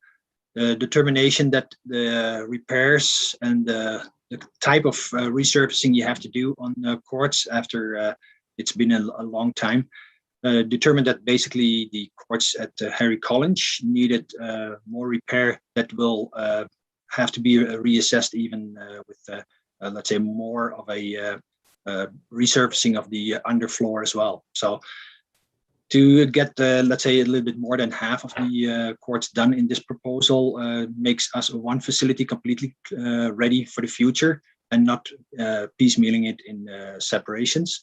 So that's why it's more efficient to do this now in the location of Gerard Redmond instead of doing it at Harry College, which might have a bigger repair. If you postpone also the other location, Gerard Redmond's location, you're going to be more looking into reassessing it again in a year from now with the prices changing accordingly. Councillor Hawes? Yeah, if I could then to recap for my own purposes, I guess. So what you're saying is right now, yes, those other areas, Harry College, other courts that are not being repaired right now, but they need more repair, more of a cost, right? And we're looking at that if we don't repair the proposed option A, then we're looking at potentially then spending more money that they're going to be in the same. So then we're looking at higher cost on both. So basically what I'm hearing you say is we do this one, keep that asset, at a tip top, basically at a lower price. And then that other asset, we're going to have to talk in our budget process to what's the future look like for that and where that money's going to come from and that kind of thing. Is that what I'm hearing you say? Yes, that's exactly correct. Okay. So again, based on that, I don't want to in the long run, I don't want to cost us more money. So I would, prefer that we move forward with this one at this cost and have that budget conversation then on the assessment of those other areas, figure out where that's going to come from at a later date, because I don't want to spend more money waiting, basically, is what I'm hearing it said. So thank you. Thank you, Councillor Hawes. I have Councillor Magoon, then Councillor Stashik. Yeah, thank you, Mr. Mayor. My question for administration is this. I can only assume that there was a level of communication with the administration at Gerard Redmond. But due to the current state of the tennis courts at Harry College, was there any reaching out to the administrative staff at Harry College High School to discuss how this impacts them? Mr. Von Claveren. So thank you, and through to Councillor Magoon. So at this moment, there was no, let's say, further communication with Harry College. When we take a look, of course, into the future of this location, for sure, that's something that has to be considered, because the functionality of the courts, like we change now, basically functionality at the Gerard Redmond, that's also something to consider at the Harry College location, especially when there's a full-on resurfacing needed that has to be considered. Mr. Mayor, if I may comment on the motion on the floor. Yeah, I'm apt to support the motion that's on the floor. And the reason for that is taking a deeper look at this beyond pickleball, understanding that these tennis courts also serve a large contingent of the physical education of the students in our community. Right now, we have a school that has access to functional tennis courts. We have one school that does not have access to functional tennis courts, with a school population of, approximately 450 students. I don't think that's equitable. And in short, I think what we can do is, in postponing this, Councillor Nelson had, suggested this, a bit of a service level discussion. I think it's a little more simple than that. I think the idea is we've established that we have courts down there, we have to take care of them. And we should, potentially look at using this funding long-term for tackling the more expensive project earlier, because the longer we let it just sit out there, the more it's going to cost over time. So that's why I'm apt to support the direction on the floor as it is right now. Thank you. Thank you, Councillor Magoon. Councillor Stashik. Thank you, Mr. Mayor. I won't be supporting the proposed motion simply for the reasons that the assessment's already been done. Recommendations have been come up with. The condition of the existing courts and the disrepair isn't going to get any better over the next year, and it's not going to get any cheaper to make the improvements over the next year. I believe it's important to move ahead with it this year, get the courts that we can in good, workable, usable conditions so our citizens can enjoy them, and look at the other ones further down the road through upcoming budget processes. Thanks. Thank you, Councillor Stashik. I also won't be in support of postponing this. I don't want to pin both against each other. To me, we have an opportunity to move forward with one, communicate that with the public, and exercise our right as councillors to expedite the tennis courts at Harry College. If we want to prioritize that and make that come faster, it's not a dependent of the pickleball course. We can do both if we would like to, right? So for me, I'm kind of approaching it like that. I want to get the pickleball court done. I don't want to take any funds away or not do that. Conceptually, for me, the conversations, looking at it from a budgetary perspective, solely on the tennis courts at Harry College, which I would gladly support, having a report and seeing the conditions there. But again, pinning both against each other, we have one that's ready, it's been assessed, already approved, but only came under budget because of the conservative approach from administration to not balloon numbers. And I appreciated that perspective of coming to that. And now they needed extra funds because there are limited businesses that do this, which is an opportunity for somebody. If you're watching, Western Canada needs more businesses to do this. So it's already been approved. We want to give the extra funds, and now let's deal with the tennis courts at Harry College as a separate matter if we want to. That's the way I'm looking at that. Councillor Hawes. Thank you, Mr. Mayor. And just a quick question then to administration about a future discussion of budgets. Is it slated potentially in the budget discussion for those other courts, and are we going to be hearing from you on a report as to what the costs may look like going into the next 2022 budget? C. Olson. Mr. Van Claveren. Thank you, CEO Olson, and through to Councillor Haas. So our budget planning for capital budgets postponed this a little bit further into the end of the first 5 years. So this, let's say, direction or suggestion from council will be taken this earlier to make sure that in the capital budget planning for the next 5 years, we certainly will address this most likely even earlier, but bring this forward to the discussions. So if I may, Mayor Michaels, I would echo Mayor Michaels' sentiment as well. I mean, I'm personally, very happy to have that conversation. If we've got an area that is, assessed, and I wouldn't want to see it move farther down the road, and maybe in more disrepair and cost us even more money. So, during that budget conversation, to have that conversation, and to see what can be done and what costs to get that up to speed. So, thank you. Thank you, Councillor Hawes. Council, we have a direction to postpone the original motion on the floor. Any further debate or questions? Seeing none, I'll call to question that council postpone the tennis and pickleball court resurfacing capital project direction to the 2022 budget discussions. Council, All those in favor? Opposed? That is defeated 4-2. That will bring us back to our original motion made by, I believe, Councillor Stashik. Council, any further debate or questions? Councillor Nelson. Yeah, because we're not able to postpone it, I won't be voting in favor of this. I actually spent a good part of an hour down talking with members of the Pickleball Club, which there's a ton of. You know, they peaked somewhere around 90 before COVID and likely get back to there and exceed that. Communicating with them, I expressed that I was likely not going to be able to support it simply because it came out of budget cycle and it's more than double the cost. It's not an incremental increase. Their enjoyment of the facility isn't reduced by the amount that it is currently. And I guess the logic we used that people had an issue with the Timberwolves agenda was the same as we don't know what this $40,000 means in the scheme of a bigger budget, a tight budget. So to me, this just isn't the right time to approve something that's more than double the cost. Otherwise, I also want to figure out what we're doing with the other courts so that we're not almost, this is one of those times where I wish there were a couple counselors from the Valley. We all live, a big chunk of us live very close to that pickleball or that tennis court. And I just wonder if we're missing a perspective in this one. So with that, I will not be in support of this. Thank you. Thank you, Councillor Nelson. Councillor Hawes. Yeah, if I may, I take exception to that last comment about, whether we live in the hill and the valley. I look at us as a community, and to state that we favor or anything like that, I take exception to that at all. So thank you.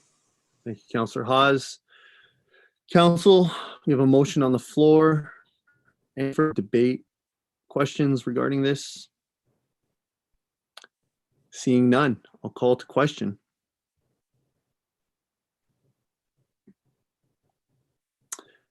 The council directed administration to proceed with the tennis and pickleball court resurfacing capital project in 2021, and that a total allocation of $71,811 be funded from the Parks and Trails major reserve to complete the scope as defined in option A. Council, all those in favor? Opposed? That is carried 4-2. Council, anything further for this item? Councillor Nelson. Will the pickleball club or users be consulted with the orientation and setup of these courts? They had expressed that they felt like potentially there are different ways to orient the courts that could be more beneficial to players. CEO Olson. Mr. Von Claveren. Thank you, CEO Olson, and through to Council Nelson. So basically, the orientation, of course, is proposed by the contractor. Done this before. We also take a look into which courts will get permanent netting and which won't. But it sure is good, and there's time enough to at least reach out to our, let's say, community members that we know that are a lot out there to ensure that we, let's say, have a conversation with them and don't miss the mark or any ideas that they might have. Councillor Nelson. Great, thank you. Yeah, no, that's good for that. Is there anybody else in the queue? At this moment, I do not see anyone. Yeah, I'll try to be quick. If we're looking on page 58 of 80, option C and option D show pickleball net products. And for 2 to receive permanent posts and nets is 1,000. But for 4, it's 3,000. To me, if we're doing double as many, it should be double the cost, not triple the cost. So is it possible with the amount that council has approved to actually do all 6 courts with that amount? CEO Olson. I'll once again go to Mr. Von Claveren, who's familiar with the quote. Thank you, CEO Olson, and through to Councillor Nelson. So we'll crunch the numbers, of course, but yeah, we talk about 4 pickleball courts with permanent netting in the A proposal, and of course have 2 nets in the other one. So we'll crunch the numbers again, but they come down to about $750 per net setup. Thank you. Thank you, Councillor Nelson and administration. Council, anything further for this item this evening? Seeing none, thanks again, administration and council. I will ask administration or council, do we need a bio break? We are going fairly fast. It's 5:57. Do we bio break? Okay, I'll call a 6-minute recess.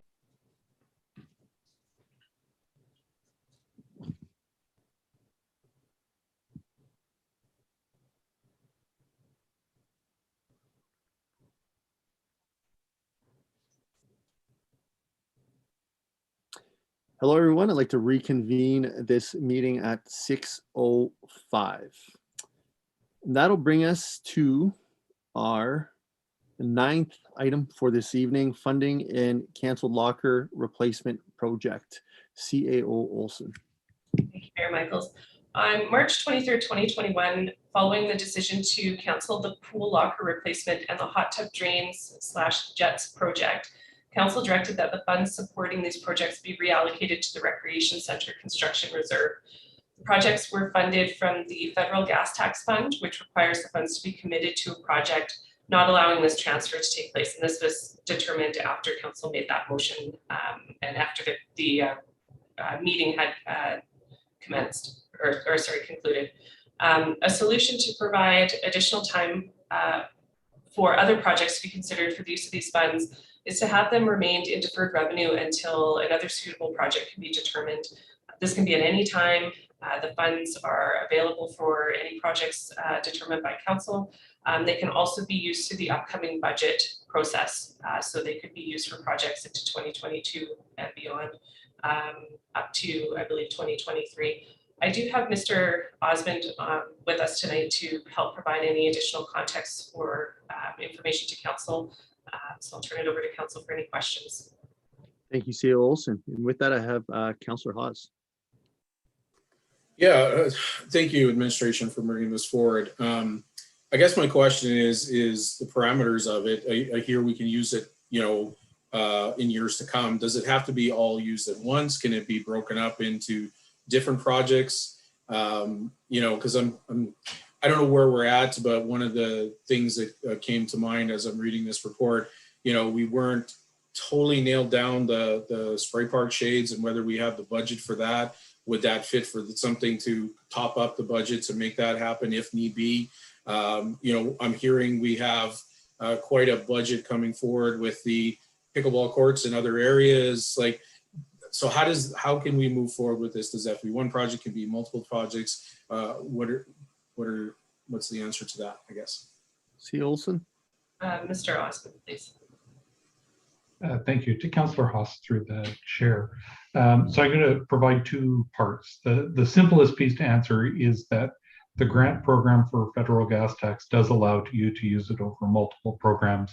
There are some restrictions about size, but they're about trying to make sure that you're not spending it off in kind of $1,000 increments, right? It's a lot for them to track.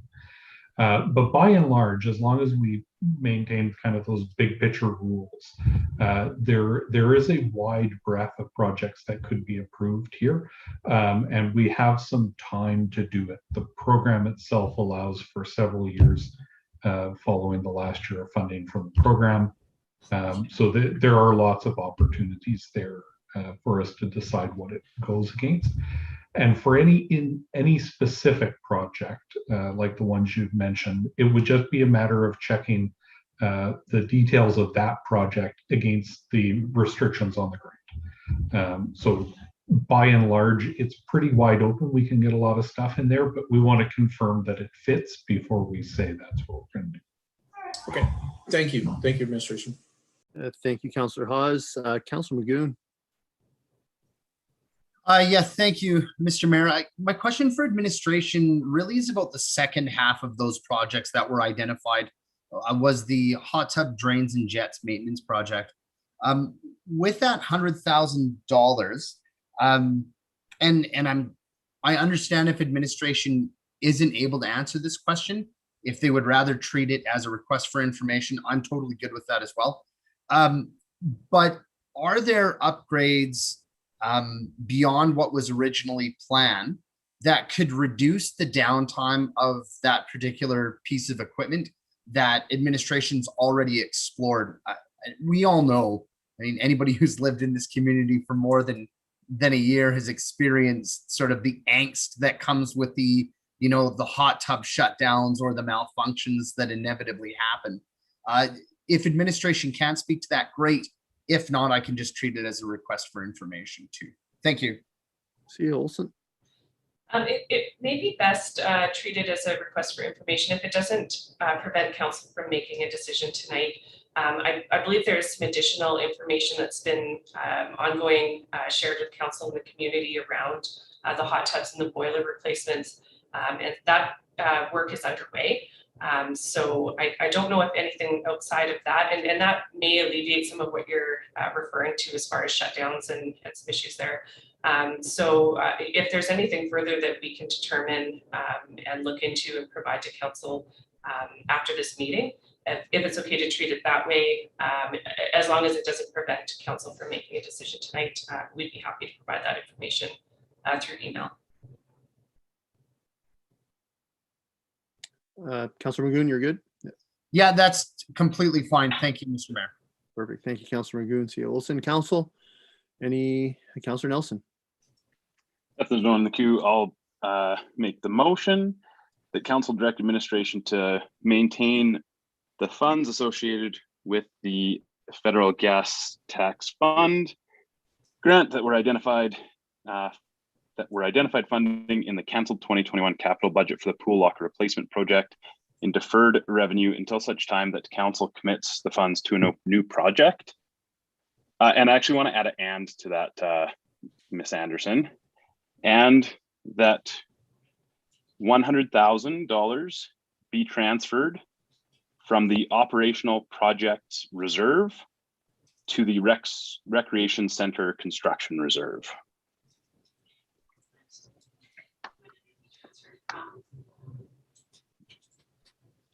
Can you repeat, please? Yeah, from the operational projects reserve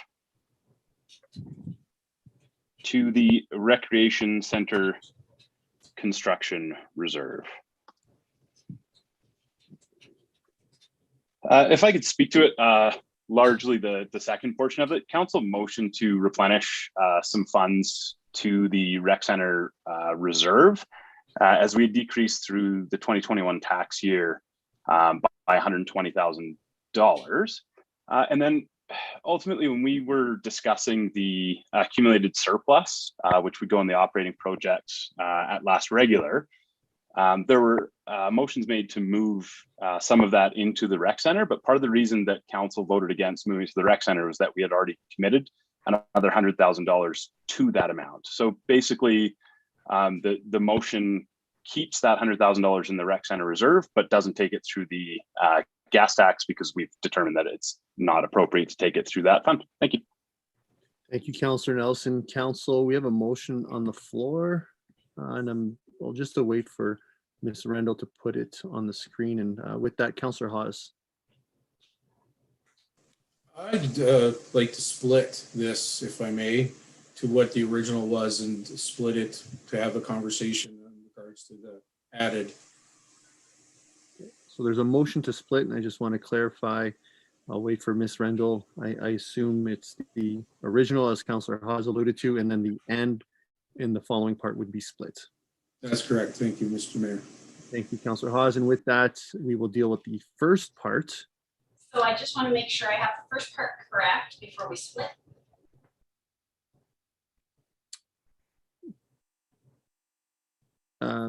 Councilor Nelson, that would be correct. I'll put it in chat for you guys. Okay. Yeah, I think it looked fine just splitting at the "and." Yeah. Okay, so we have the first part on the floor, and Councilor Hawes. Yeah, if I can speak to the first part, based on, again, thank you, administration, for bringing this forward, because we did make that decision. And I do recall a comment made, not certain whether we could do that. So I appreciate this coming back to council, and, the hearing from Mr. Osmond and the fact that, that money's being deferred potentially can be used for other projects potentially, and we have years to come to decide on that. So I'm in favor of the first part of the motion. Thank you. Thank you, Councillor Hawes. Council.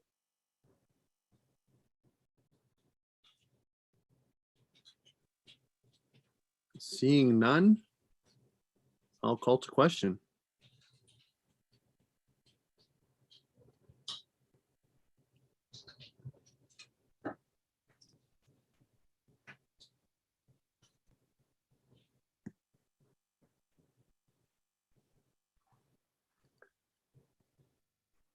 That council direct administration to maintain the funds associated with the federal gas tax grant fund that were identified funding in the canceled 2021 capital budget for the pool locker replacement project and deferred revenue until such a time that council commits the funds to a new project.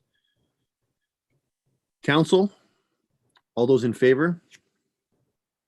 That's passed unanimously. That'll bring us to our second part of the split motion. And Mr. Osmond? Thank you very much. To council through the chair, in making decisions about transfers between reserves, I think it's very important for us to be able to verify that the funds we're looking to transfer are available in the source fund. And I don't have that information with me this evening, just because we weren't aware that this motion would be coming forward. And so I do have some concerns that there may not be $100,000 available in the operational projects reserve to be transferred out to the other reserve. Thank you, Mr. Osmond. I have Councillor Hawes. Yeah, Mr. Mayor, I won't be speaking in favor of this for that very reason Mr. Osmond spoke to. We made this decision before to put this into the rec center without having information in front of us. We made a snap decision, and it turns out we couldn't put it where we bought it, so we had to then come back to. And I feel the same way with this, without having more understanding of the reserves and what's in the hopper and everything, to make a decision like this based on this motion, I just can't be in favor of it. If it was a motion to bring forward a report in regards to reserves and making that transfer and have that discussion then, but without having the information, I can't support it. Thank you, Councillor Hawes. Council, I think there's a multitude of ways, whether it's withdrawing, postponing, just voting on this. With the comments from Mr. Osmond, I think there's a few things to consider for tonight. Councillor Magoon. Yeah, thank you, Mr. Chair. I'd like to move to postpone the motion until the next regular council meeting. And if I could just speak to that briefly. Again, in hearing Mr. Osmond's concerns, I would like to make sure that council has all the information that they need in front of them to make a decision fairly on the motion on the floor. And I think waiting until we have that information next regular council is appropriate, at least for myself. Thank you. Thank you, Councillor Magoon. Council, we now have a motion to postpone this to the next regular, and I have Councillor Nelson. Thank you, Mr. Chair. Potentially an item for consideration. The last motion we made around this reserve was that the final balance be transferred following the conclusion of the 2020 audit. So I wonder if this postponement I actually agree with, but if it, instead of being the next regular until following the 2020 audit, because that's when we'll know, it's assumed that we'll have around 340,000. So 100 of that, maybe not. And so once we have that number of how much that would be going into that, for me, it's more just making sure that we're not just continuing to not fund the rec center construction reserve, that we've kind of, as much as we've done some good efforts to commit to it and to add to it, we've also been pretty quick to reduce those items. And ultimately using this gas tax fund for a project means you would need $100,000 less for a reserve. So it's just making sure that we know where it's going. So if that motion was to postpone following the 2020 audit, that would be perfect for me. Thank you. Thank you, Councillor Nelson. I saw Mr. Osmond's head shake yes. And Councillor Magoon, are you okay with that change? Yeah, and actually, I really appreciate the suggestion by Councillor Nelson. I think that's actually much better thought out. So I would certainly accept that as a friendly amendment within the same spirit. Thank you. Perfect. Thank you, Councillor Magoon, and I'll wait for Ms. Rendell to update the amendment or the friendly amendment. 2020 audit.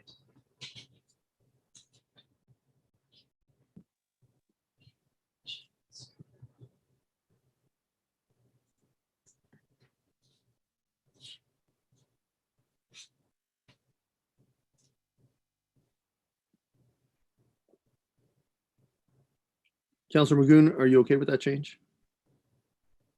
Yeah, absolutely, Mr. Mayor. Thank you. Perfect. Council, we have a motion to postpone that's been amended. Any further debate or questions? Councillor Hawes.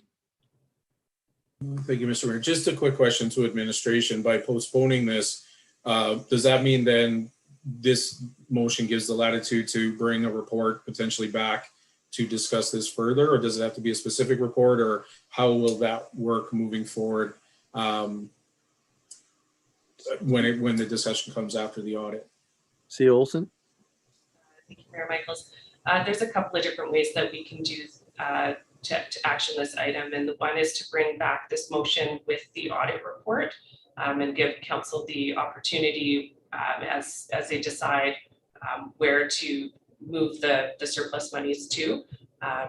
This could be part of the recommended action that we bring forward within that report itself. So not creating an additional report to bring forward to council, but including it in the space and time where that decision could be made. So if I may, well, I'm clear, does it have to be included then in the motion to ensure that it's then part of, or this motion suffices that will be accomplished? C. Olson. I think the motion is okay as it is. It gives us the latitude in case that we determine otherwise, but it would be brought back at the same meeting at least, if not within that audit report itself. Okay, thank you. Thank you, Mr. Mayor. Thank you, Councillor Hawes. Council, we have a motion to postpone. Any further debate or questions?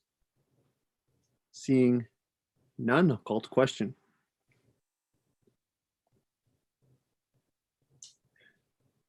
That council postponed the direction to administration to transfer $100,000 from the operational project reserve to the recreation center construction reserve to after the 2020 audit. Council, all those in favor? That's passed unanimously. Council, anything further for this item this evening? Seeing none, thank you, administration, Mr. Osmond, and council. That'll bring us to our 10th item for this evening, the 2021-2023 three-year operating plan. CAO Olson. Thank you, Mayor Michaels. Earlier this year, council received the 2021 to 2023 operating plan for discussion and direction. The plan was intended to return to council at a regular council meeting. However, some delay was experienced in bringing this forward. The intention of this item tonight is for council to consider approval of the plan as presented, and that energy and attention shift toward the next budget cycle, with administration following the direction provided by council to bring back a three-year plan for 2022 to 24 that does not exceed a 3% increase per budget year. This reflects the recommended action for this item. Additionally, however, there is an option to achieve 3% increase for 2022 and 2023 of the presented operating plan. And that would be to amend the plan with temporary funding from the accumulated surplus expected through the audit to reduce the tax rate with the funding removed as the 2022 to 24 operating plan is developed. Following the previous direction, as I mentioned before, to bring no more than a 3% increase back per budget year. Once again, I have Mr. Osmond here to support any questions that council might have. Thank you.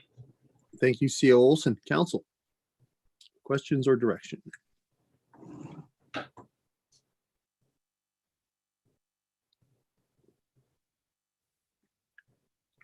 Councillor Nelson. Like to move that we accept this report for information. Thank you. Thank you, Councillor Nelson. Sorry, I guess I'll speak to Mr. Chair. I'm not prepared to make or support either of the recommendations. It's a bit of a challenging item to figure out the best way to approach it. And seeing there was no counselors in queue, I think our best step is just to accept it for information. Thank you. Thank you, Councillor Nelson. Council, we have a motion on the floor. I have Mr. Osman. Thank you very much. I didn't mean to preempt any of the council discussion. I just wanted to draw council's attention to the MGA requirement to adopt a plan, an operating plan of 3 years. So it consists of the budget and 2 years of plan. So in order to remain on side with the MGA, we do have to approve a plan. So whether that be the plan as it's presented tonight or an amended one, but we do need to come away with a strategy of how to meet that requirement in the MGA. And Mr. Osman, if I can just follow up with timelines for that, because I assume what is the timeline for us to do so? Thank you very much to Mayor Michaels. The MGA is silent on the exact timing of the approval, although it does require that the budget be passed prior to the tax rate bylaw. And in a normal situation, the 3-year operating plan and budget are a single item. So most often we see this approved prior to the tax bylaw, which is usually done by the end of April. So we are, I would say, behind schedule. And so it's important that we get this checked off and that we can find a solution, a plan that council is prepared to approve so that we can meet these obligations. Thank you for that context and information, Mr. Osman. Much appreciated. With that, I have Councillor Stashik.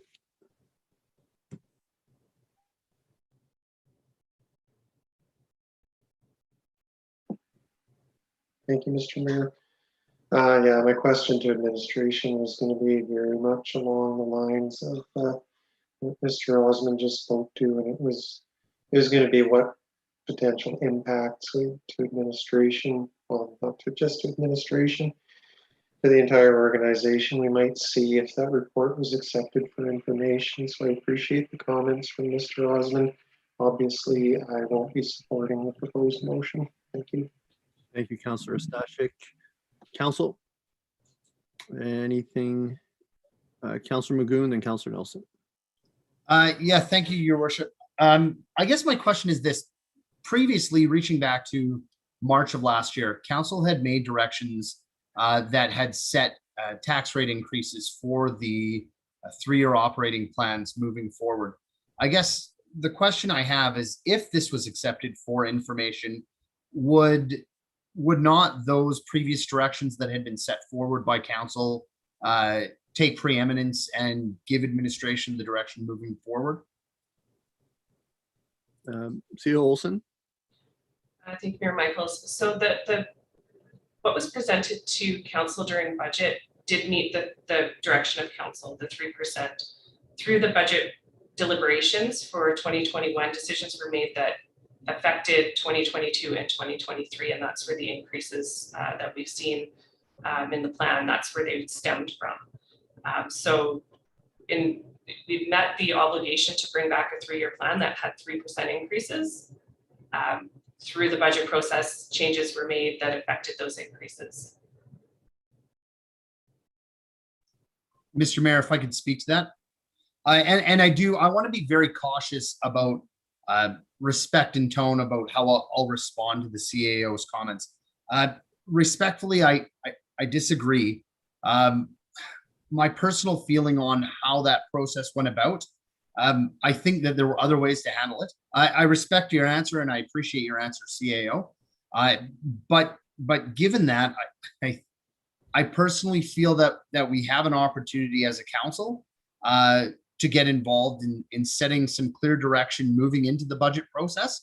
I think we can work collaboratively with administration. But I know from speaking to folks on the street, This operating plan, it sets a perception in our community about what the goal of this council is, but more importantly, following the next election, if we had a completely, brand new slate of councilors, this also sets the tone and direction for them moving forward. And they may not have the context that this council has moving forward with budget. So I guess that's my concern. And so I think we have a little bit more work to do. I absolutely hear admin's concerns and agree with them about how, this is a timely matter. So whether this should be something that could be added as a special meeting issue, or have the agenda setting and agenda prep committee working with the CAO to figure out next steps for. I'm very supportive of that, but I'm actually in line of supporting the direction that's on the floor. Thank you. Thank you, Councilor Magoon. Council? Councilor Nelson, my apologies. Yeah, thank you, Mr. Chair. Yeah, it's not that I don't want to give a direction. Council gave a direction of a 3% increase, and that is what council's already directed. So by accepting this for information, because we're not rescinding that existing direction that is there, then admin has the direction to bring back that 3% increase over those 2 years that we had previously accepted. So it's not leaving administration without a target. It's just kind of almost by accepting it for information, we're reaffirming the previous target that we already directed. So thank you. Thank you, Councilor Nelson. I have myself. I think it's important that there's two conversations happening right now. We are already in contravention of the MGA, as Mr. Osman alluded to, and to my knowledge that it has to be done before the tax notices being sent out. We sent out our tax notices. We should make clean on being in line with the MGA. Now, the 3%, we can approach that in many ways. We can just accept, and I do. We made changes as a council that then had an impact on the 3-year plan. That's on us. We should have stated that during that conversation, what we wanted to do, or this is an opportunity tonight to give different direction for that if we want to, right? That's why we're convening tonight. If we want to change that number or change anything, we have that ability to do so. But it's important to still separate the two, and to my knowledge, from what I'm hearing from Mr. Osman, accepting it for information does not meet our MGA requirement. So that is a question on its own. So I don't want to muddy the both conversations together, but that's what I understood from Mr. Osman. We are already in contravention, and accepting for information does not alleviate that at all. And if I'm wrong, my apologies, but that was my understanding of what I heard from Mr. Osman. So with that, Mr. Osman, is that a fair understanding, or could you maybe bring a little bit more clarity to help us kind of go in the right direction with this? That's correct, Mayor Michaels. The requirement in the MGA is that council approve a plan. So in addition to the motion to bring this plan back to a council meeting, there was the immediately preceding motion was a motion that going forward, when we develop the 2022 to 2025 plan, that would it re-established for council the need to come back with a 3% maximum increase in taxation. So that motion stands as we go back into budget planning. But what we have here is a legislative circle that we got to close. So the 2021 to 23 plan needs to be established, and the MGA does require it to be approved. So again, if the options we have presented here don't work, we just need to come away with a strategy of how we get one approved. If I could, I'd also like to add, I included in the item an option for council to consider that makes a single small change to the plans for 2022 and 23 that corrects the increased tax rate reflected by those plan years and corrects them back to 3%. That's accomplished by using a transfer money from accumulated surplus, recognizing that that transfer will never happen because we will in fact address the 3-year percentage when we come into the new budget. My thought in providing that was that it might provide council with the opportunity to approve a change in the plan that changed the plan to reflect what council's intention was, which was the 3%. And then when we get back into the budget cycle, from the motion we had back in February, and I think the information is very clear that council wants that budget to come back with no more than a 3% increase. And I don't see any reason why administration would be able to accomplish that. But it gives us the ability to fix this plan in place so visually it looks right, and then allows us to refocus on the next budget cycle so that we can get that right and we don't spend, what I'm worried about is we're spending time on a plan that's only a few months now from being over. But hopefully that all helps.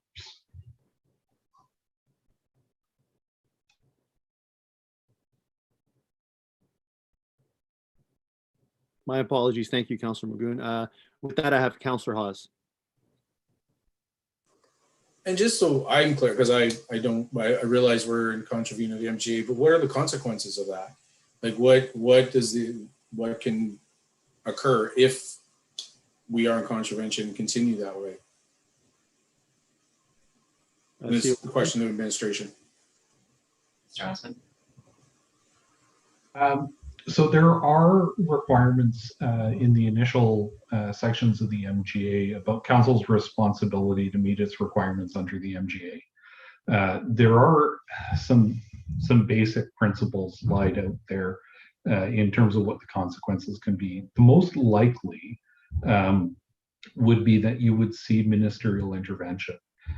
So the minister would come in, they might perform an inspection to find out why we're not conforming to the MGA.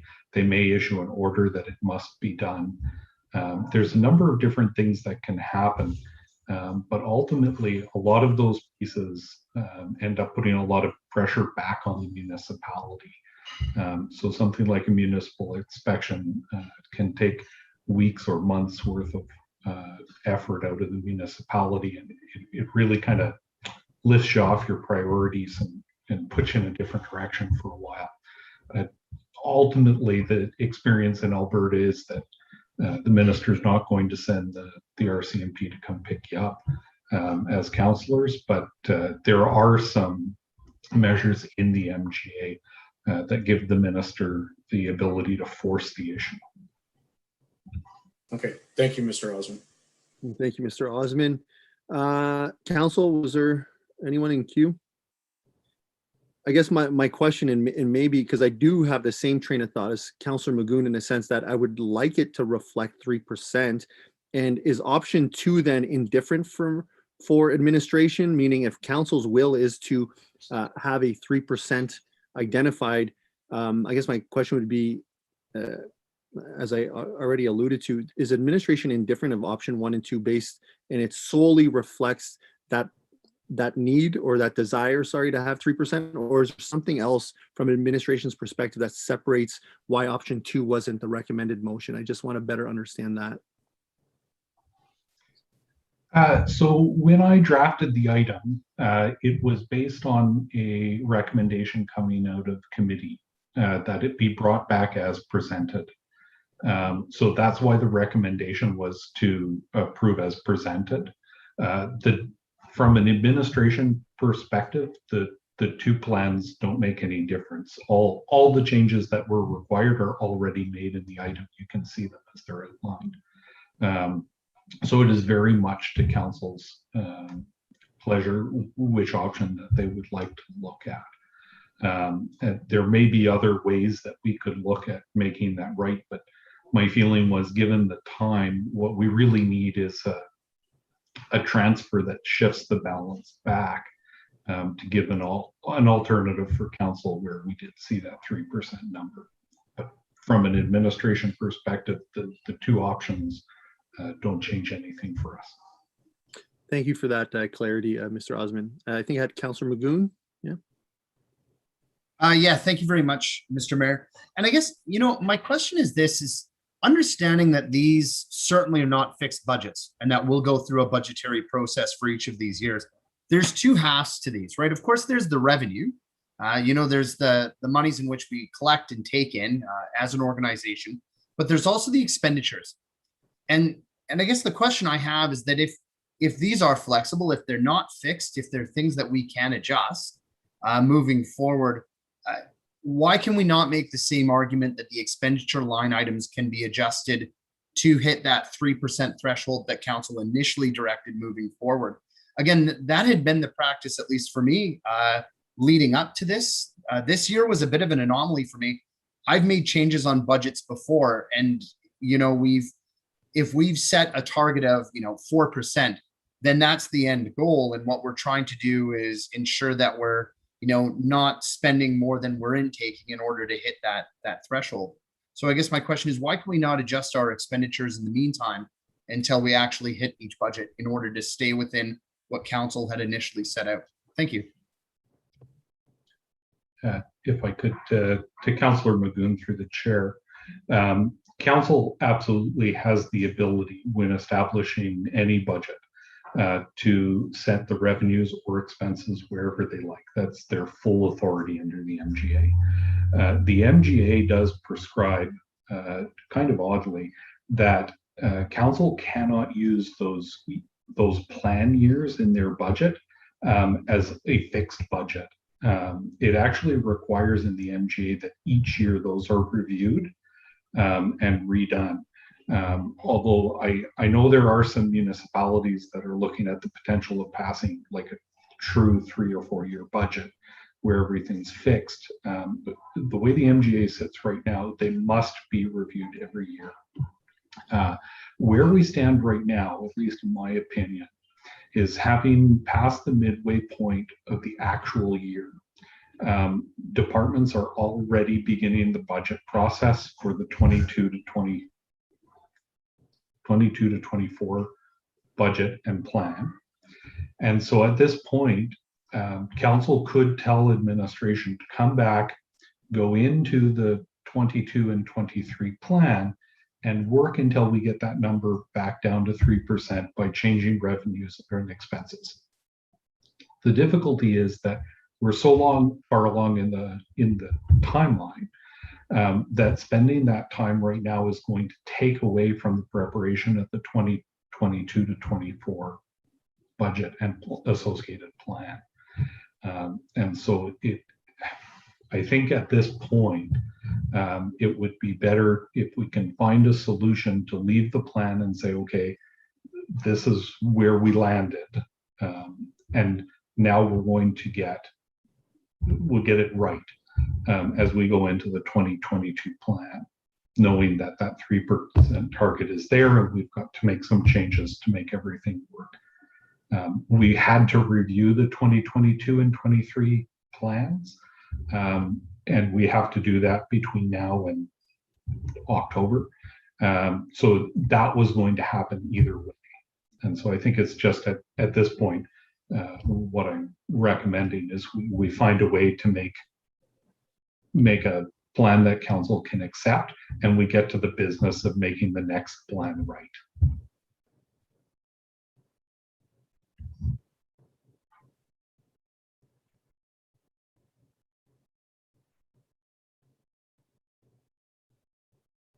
My apologies again. Council, what would he like to do for this item? Any direction? Councillor Waugh? You're muted also. Do we not already have a motion up on the board? Oh, I'm sorry. I didn't see it in the chat there.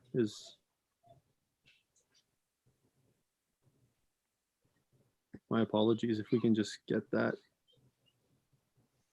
Okay. Yeah, my apologies. That's right. So council, anything further?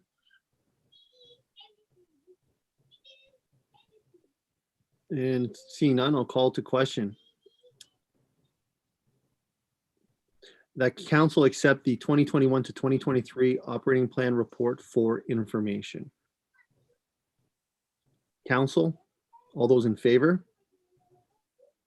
Opposed? That is defeated 4-2. Council? Appetite for direction or questions? Councillor Stashik. Thank you, Mr. Mayor. So I do want to move forward with getting something done here tonight. I am a little uncomfortable. Well, I'm really uncomfortable with accepting it as presented, considering that there's been some direction from council towards a maximum 3% per year tax increase. And that aside, though, I wouldn't want it to appear that council's giving informal approval to administration that they're okay with the 5.6 and 4.7% back-to-back tax increase. I have a very difficult time feeling that council of the day during those periods would be receptive to that. So I don't want administration going down the road towards that, thinking that that's the informal approval of council to move in that direction, only to have council of the day rein them back and change it up a bunch. I would prefer to find a clean, neat way to be able to come back with a 3-year operating plan that adheres to the 3% that was previously indicated by council. And I appreciate the suggestion about how to do it. I don't like the term, the wording that alternatives to the transfer from accumulated surplus be included. It's not, to me, it's not alternatives. That was the direction that was given by council. So when the budget's presented to council, I don't think that there should be an alternative. It should be, this is the budget with the maximum 3% tax increase that we requested. So although I want to find a solution to this and be able to move forward, I'm not comfortable with the wording in option 2. And so I'd look to administration for what's the best way to get around this and to make it clear to council, to the citizens, to anybody that's watching the video, that's reviewing the agenda, that what everybody's moving towards is a maximum of a 3% tax increase for 2022 and 2023.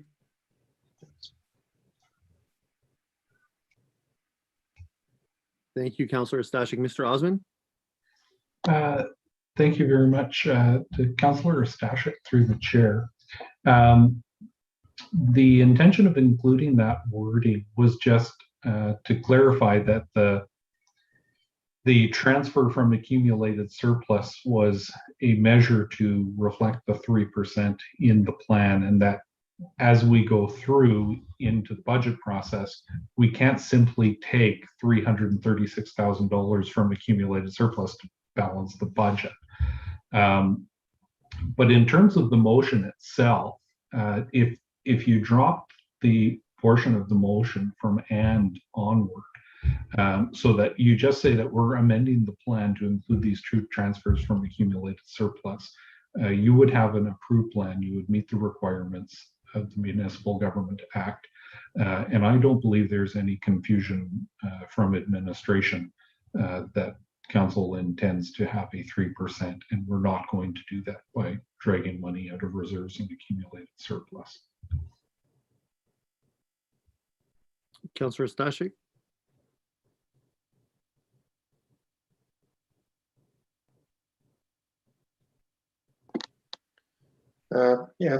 Thank you for that. I appreciate that. I would actually, if that's the route we're going down, though, I'd actually be more comfortable having the options part in there, because otherwise it just says that that it is reflecting a transfer from accumulated surplus in those amounts, and that's the end. Stop.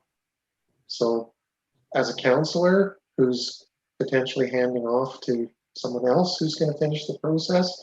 I'd be more comfortable. They have the understanding that there's options coming. I want to make my intent, and I'm not sure if it's even achievable, is to make it so there aren't options. That's just how it's coming back. The budget is coming back with a 3% maximum tax increase. The part about there's an understanding that there isn't going to be a transfer from accumulated surplus. To me, I'm more comfortable if it actually says that that's not actually an option. And like I said, I'm not sure it's achievable. I'm not really comfortable with any of the wording, but I do want to find a way forward. Thank you, Councilor Stashik. I guess, Mr. Osmond, to that point, is there wording that, if that is the will of council, for it to be changed and reflect 3% in what Councilor Stashik's saying, is there extra wording we could add into this direction to accommodate that?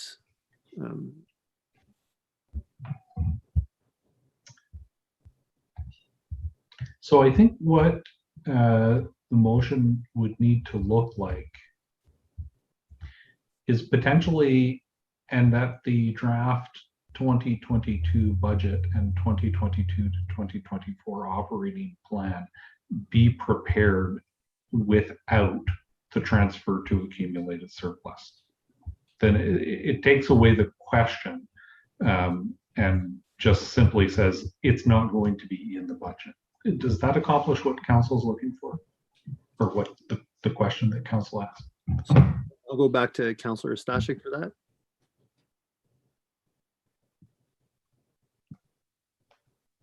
Thank you, Mayor Michaels.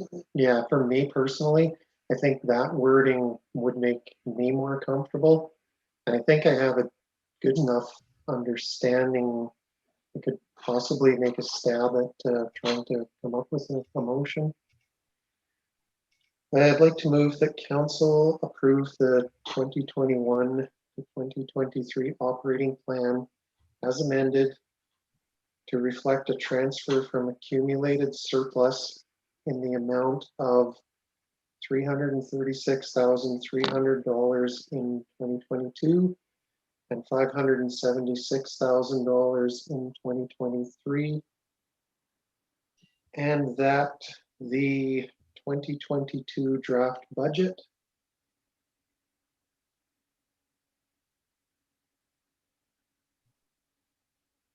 and 2022 to 2024 operating plan be prepared without the accumulated surplus. Perfect. I think that accomplishes my intent personally as a councillor and makes the wording such that I'm comfortable with it moving forward. It's clear to anybody that's reading that this is a temporary measure that we're using to be able to get a 3-year operating plan approved by council. But when it comes time for developing the actual draft budget and operating plan, that transfer from accumulated surplus won't be considered in preparing those documents. Thank you. Thank you, Councilor Stashik. Council, we have a motion on the floor. Councilor Wah. Thank you, Mr. Mayor. I appreciate the work that Councilor Stashik and Mr. Osmond put into crafting this. I'm more than comfortable with this, and I have full faith that administration will be taking into consideration the 3% in the development of the 2022 budget. I will be speaking in favor of this. It gives us some closure on this current year and allows administration and council to move forward with the 2022 draft deliberations. So thank you. Thank you, Councilor Wah. Council? Councilor Nelson. I'm not really even sure what to do with this. I struggle with a few things, and in a motion we're saying we're including a dollar amount in a 2022 budget, but also taking it out of a 2022 budget, and same for 2023. So I'm not like, I struggle making a motion that does that kind of argues with it itself, although I understand it's different plans, but for 2022 and 2023, we're asking for it to say one thing, but we're going to do a different thing. And that to me is something I can't quite wrap my head around. Also, I don't believe we have that accumulated surplus. And if we're budgeting, if anything in documentation shows that we're budgeting for future years accumulated surplus, I struggle with the concept that we're actually collecting more tax, knowingly collecting more tax than we actually need because we're budgeting for accumulated surplus. And I understand that it's just a kind of a paper exercise, but at a regular council meeting to put something on a motion and to vote on an emotion that that just to me is there's so many red flags with it that I won't be in favor of it. The concept of moving on from today to prepare for future years, I do agree with, but I can't do it with the motion that's in front of us right now. So thank you. Thank you, Councillor Nelson. Council? I'll be in support of this. Again, I want to echo Councillor Waugh's comments to Councillor Stashik and Mr. Osmond in finding a solution to transition where we are without making a mess of it and putting us in a good position moving forward. In 2022, we'll come back with our intent. I would encourage council to find a solution. If it's not perfect for us to maybe add to this, but I think this brought us really, really close to what our intent is. It won't solve the past, right? It won't solve the previous documents that allude to it, but this gives us everything. So unless there's something really, I don't know, kind of big, I really like this approach, and I can justify and communicate this to the public of why we did so. So I'll be in support. Councillor Magoon. Thank you, Mr. Mayor. And I guess my questions for my fellow councillors. I certainly see how this solution works. The question I have for council is this: is it not cleaner, understanding that these aren't finalized budgets, to simply modify our operational expenditures as presented in this operational budget moving forward? I mean, isn't that a cleaner solution, understanding that these aren't finalized and that we can budget accordingly as we reach each budget year? Thank you, Councillor Magoon. I think that's a good question. With that, I'll ask Mr. Osmond if he has any comment on that for council. To Councillor Magoon through the chair, just a little bit of clarification, I guess. So if what you're proposing is that we proceed with the 2022-23 plan as they are on paper today, recognizing that there is work to come in future budget processes to address them, then I think that works well. The one thing that I would put in there just as a just in case, although you're already nodding, so I think I got it, is that I wouldn't want to be in a situation where we have to answer that for the 22-23 plan right now, because that essentially opens up the budget process again, sends us back in to find those expenses today. And that's something that I think takes away from the time of the important things we have to do between now and December. But if what you're saying is proceed with it as presented, and fix it in the next round of budget developments, that does work as a plan as well. The main difference is what the plan reflects in terms of tax increase as we move forward. Councillor Magoon? Yeah, and again, just to respond to that, and I hope I'm hitting on the points that Mr. Osmond brought up. Yeah, the goal would be to have an operating plan that reflects, you know, a tax rate increase of no more than 3%. And the way to sort of counter for that at a high level within the operating plan right now is to reduce the expenditure side by the necessary amount of money. And to be quite frank, I'm very, I don't want to say I don't care, I certainly care, but I'm not overly concerned about where that comes from from an administrational and logistical standpoint, because we're going to budget for that specifically in the upcoming years. And again, I think that's sending a message to the public that's much more easier and transparent to understand about what the intentions of council are, as opposed to saying, well, we're going to approve an operating plan that includes, this adjustment, but we're also planning on not budgeting using that adjustment moving on in the future. Again, it's just trying to establish some clarity for the public. So, and again, it's a question. If any counselor has any thoughts on that, I'd be willing to hear it, because it's going to impact how I vote on this. I understand this is a solution that works. Ideally, I think, though, what I'd prefer is to see just straight up cuts to the expenditure side that will allow us to reach a 3% until we actually come to budget those in reality. Thank you. Thank you, Councillor Magoon. Mr. Osmond? Thank you very much for allowing me to interject. I just want to make sure that I haven't led Councillor Magoon astray. So that process of addressing the revenues and expenses to bring it back within the 3% is the same process that would be followed regardless of which plan council looked at. So whether or not the plan was amended to reflect a 3%, or if it was approved with the current percentages in it, it still means when we sit down to do the 2022 to 2024, we address the expenses and revenues to bring the budget back within council's expectations. So that part of the piece remains the same regardless of where we sit with the planning. C.A. Olson?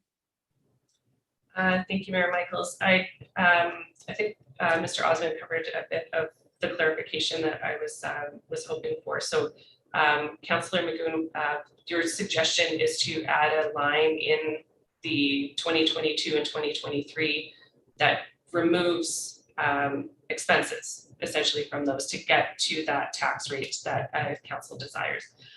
The reason why this wasn't considered before, though administration did talk at length about what to bring back, was that these are actual budgets. They're actual budgets that have been put together, and to look at a plan where, you could do that any year then, and you could just say, well, we're not comfortable with this.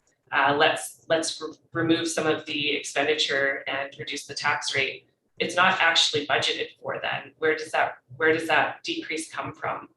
So that's where this was brought forward the way that it was with the options within the report, because simply removing the expenditures, it's not a true budget anymore. Where do those come from? It's a full budget that has been prepared for both of those years. So that's not to say that we can't go through that process and figure out where those reductions would happen. That's the process that we're entering into right now for 2022, 2023, and 2024.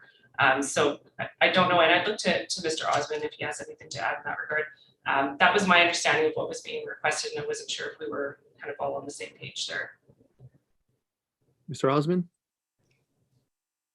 Yeah, I think that's really the principle here, right? Is that we need to find a solution that addresses this reporting piece that went along with the previous budget, and recognizing that as we go back into this, we'll likely have a look at the budget process, how the budgets are put together and presented to council, so that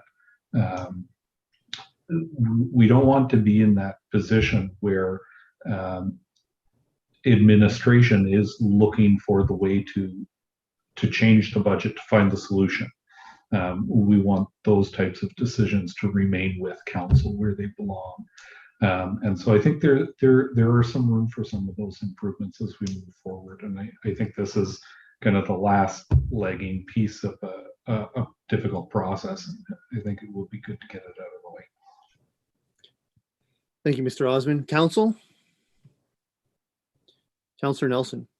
Yeah, I just personally want to really reiterate that, we're already potentially in contravention of the MGA. And to me, if I'm a minister, I would rather see a council get it right and take another month to do so than to in a single motion basically say we're putting money we know we don't have, and we're also removing it from we don't have. Like the purpose of a multi-year budget isn't to just put revenues that we know we're not going to have and then say, but later we're going to take those away. So to me, this is very confusing, keeping in mind that what comes out of this are minutes. We're handing this over to a somewhat new council in the fall, and there's just so little clarity with this. And it's $900,000 of a transaction that feels very, to me at least, feels very, very troublesome. And it's something that just gives me a lot of pause and a lot of discomfort. And I won't be voting in favor of it, obviously, but I think it's something we really want to make sure that we're all comfortable with if we're making a $900,000 transaction in this manner. So thank you. Thank you, Councillor Nelson. Council? For myself, after hearing everything, I'll be supporting Councillor Stashik's motion. I would love to approach it, and I had the same train of thought as Councillor Magoon, just change it and then we'll deal with it. But I do understand now from a different perspective, the fact that the budget has to be whole, like that this has to be accounted for. With this motion from Councillor Stashik, I have the ability to communicate to the community that the future documents will be in place, although this one will still have the numbers I don't like, but to change those numbers without going through the process of where it's going to come from. And for me personally, I don't want to do that right now. This is not a priority. I'll have to bite the bullet with some conversations with people that the numbers are still there, but that we do have something in place to correct this in the future. So it's maybe not a 10 out of 10, but this is to me, the best, cleanest way in order to support a fair budget process, in order to justify where that money would come from without going on a long conversation. That being said, and even though I'm totally against it, if it is the will of council to spend another month and have longer conversations in order to do that, then that's the will of council, and that's up to us. I personally want to just end this, let administration work on the future budgets, and communicate that to the public. So with that being said, I will be supporting this. Councillor Magoon.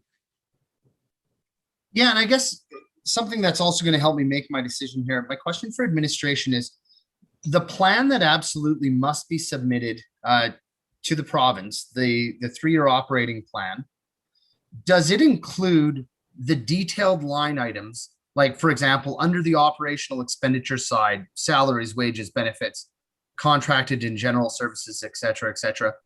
Does it have the sublines that are specific, that really make the bulk of those particular lines? Or is it really what we're seeing in this particular plan here? What level of detail are they getting? And the reason for me asking that is that if it's a matter of being a high level plan that we submit like this, that doesn't go into those fine details, again, I stand by my comments that then we can simply reduce the expenditure side of things to balance out to reach that 3%. Now, that being said, what I heard the CAO say was that, plans have been, draft budgets have been prepared in advance that, support these numbers on the page. If they're also going with that plan, if they make up part of that submission, then I'm probably going to be forced to vote for Councillor Ostashik's motion on the floor, because it's the answer right now. So yeah, what level of detail is getting submitted or is required to be submitted to the province? Thank you. Thank you, Councillor Magoon. CEO Olson. Mr. Osmond. Thank you very much to Councillor Magoon through the chair. It is not a requirement to submit a copy of the plan, although Municipal Affairs is adept at pulling that information out of council agenda packages. The requirement is that the plan be approved. So we don't package anything up and send it to them for their review in that sense. But what we would need to answer to be able to do that is where in the budget we pull that from. Because those numbers are all associated with specific things. If we're going to change one of those lines, we need to know which one it is. Councillor Magoon, No, I'm good for now. Thank you, Mr. Mayor. thank you, Councillor Magoon. And thank you, Mr. Osman. Council. Very good debate. Overall, anything further before I call this to question? Seeing none, I'll call to question.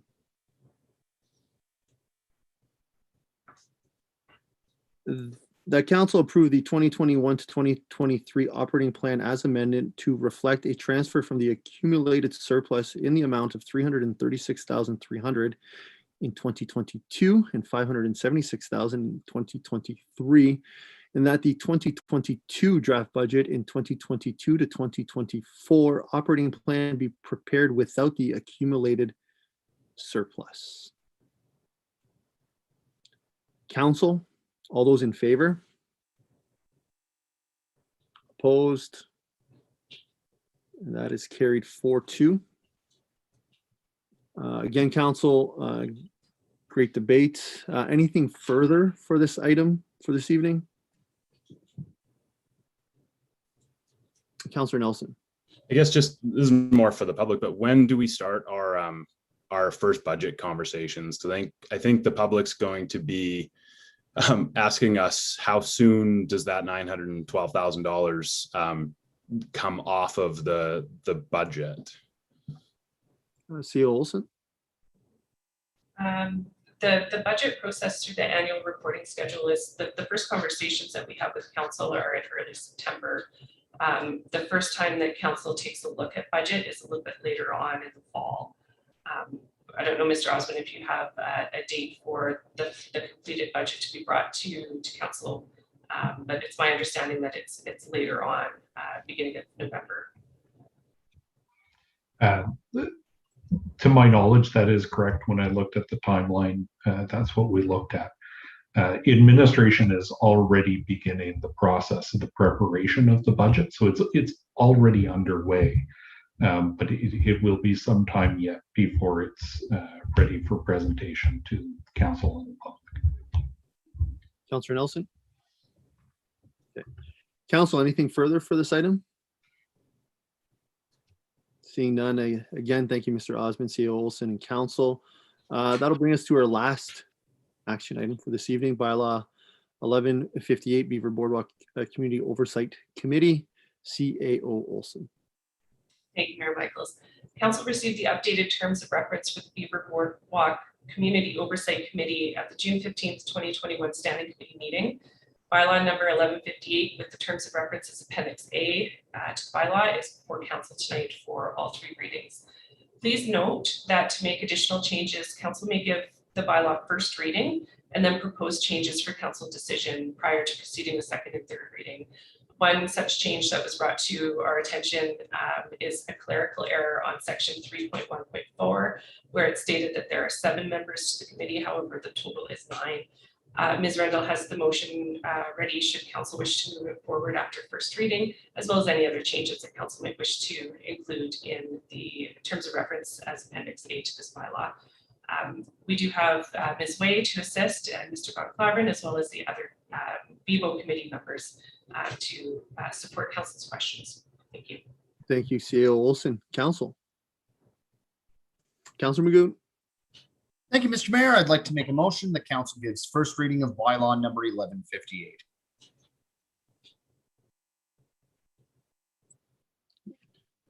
Thank you, Councillor Magoon. Council, we have a motion on the floor. Any debate, questions? Seeing none, I will call to question. Councillor Hawes, did you have your hand up there? Oh, apologies. I'll call to question.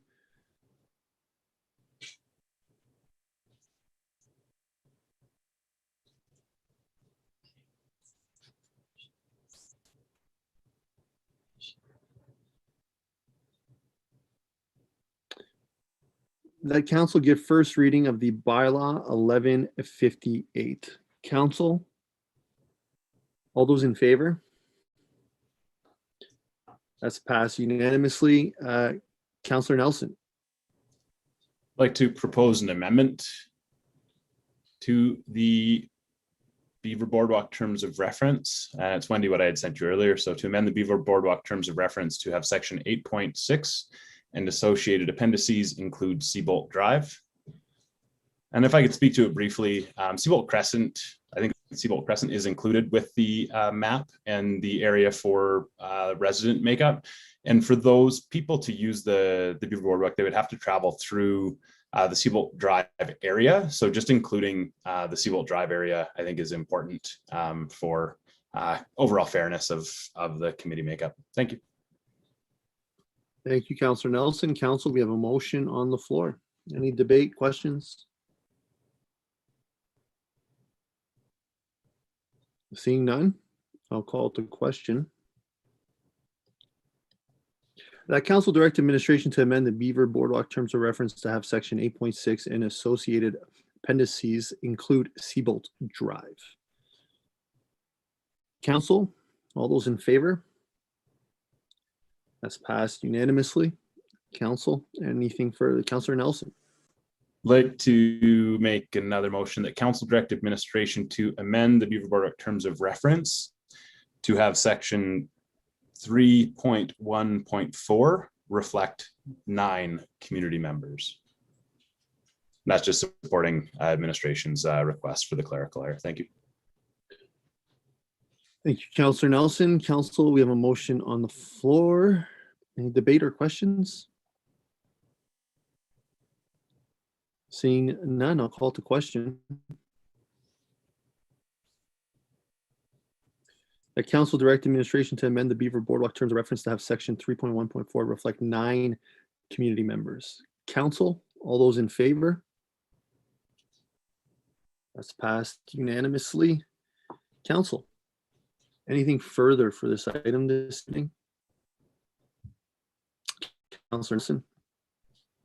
I'd like to move that council give second reading to bylaw 1158. Thank you, Councillor Nelson. Council, we have a motion for second reading. Any debate or questions? CEO Olson.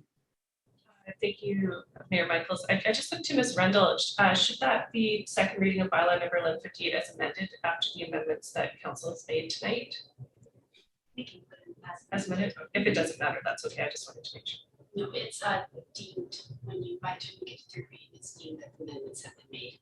Okay, so we do not need to change it. Okay, thanks for that clarification. And thank you, Council. Thank you, CEO Olson. Council, we have the motion for second reading. Any debate, questions? Seeing none, I'll call to question. That council give second reading for bylaw 1158. Council, all those in favor? It's passed unanimously. Councillor Hawes. Thank you, Mr. Mayor. I'd like to move that council gives unanimous consent for third reading to bylaw number 1158, if I can speak to it. Yeah, I mean, great job all around to administration, to the BBO committee, you know, to work through this, get this terms of reference. You know, I think it's close to right as possible to get the community involved in this area. You know, and the quicker we can get going on this, the better to have that involvement and start to get the process rolling in regards to getting those members of our community on board and in this committee. So I hope to have support for this motion. Thank you. Thank you, Councillor Hawes. We have a council motion on the floor. Any debate, questions?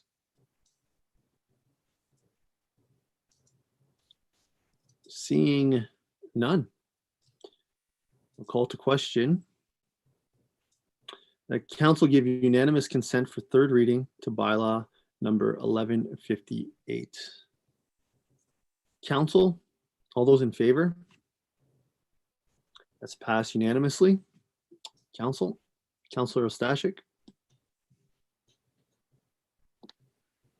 Mayor Michaels, I'd like to move that council give third reading of bylaw number 1158. And if I could speak to it quickly.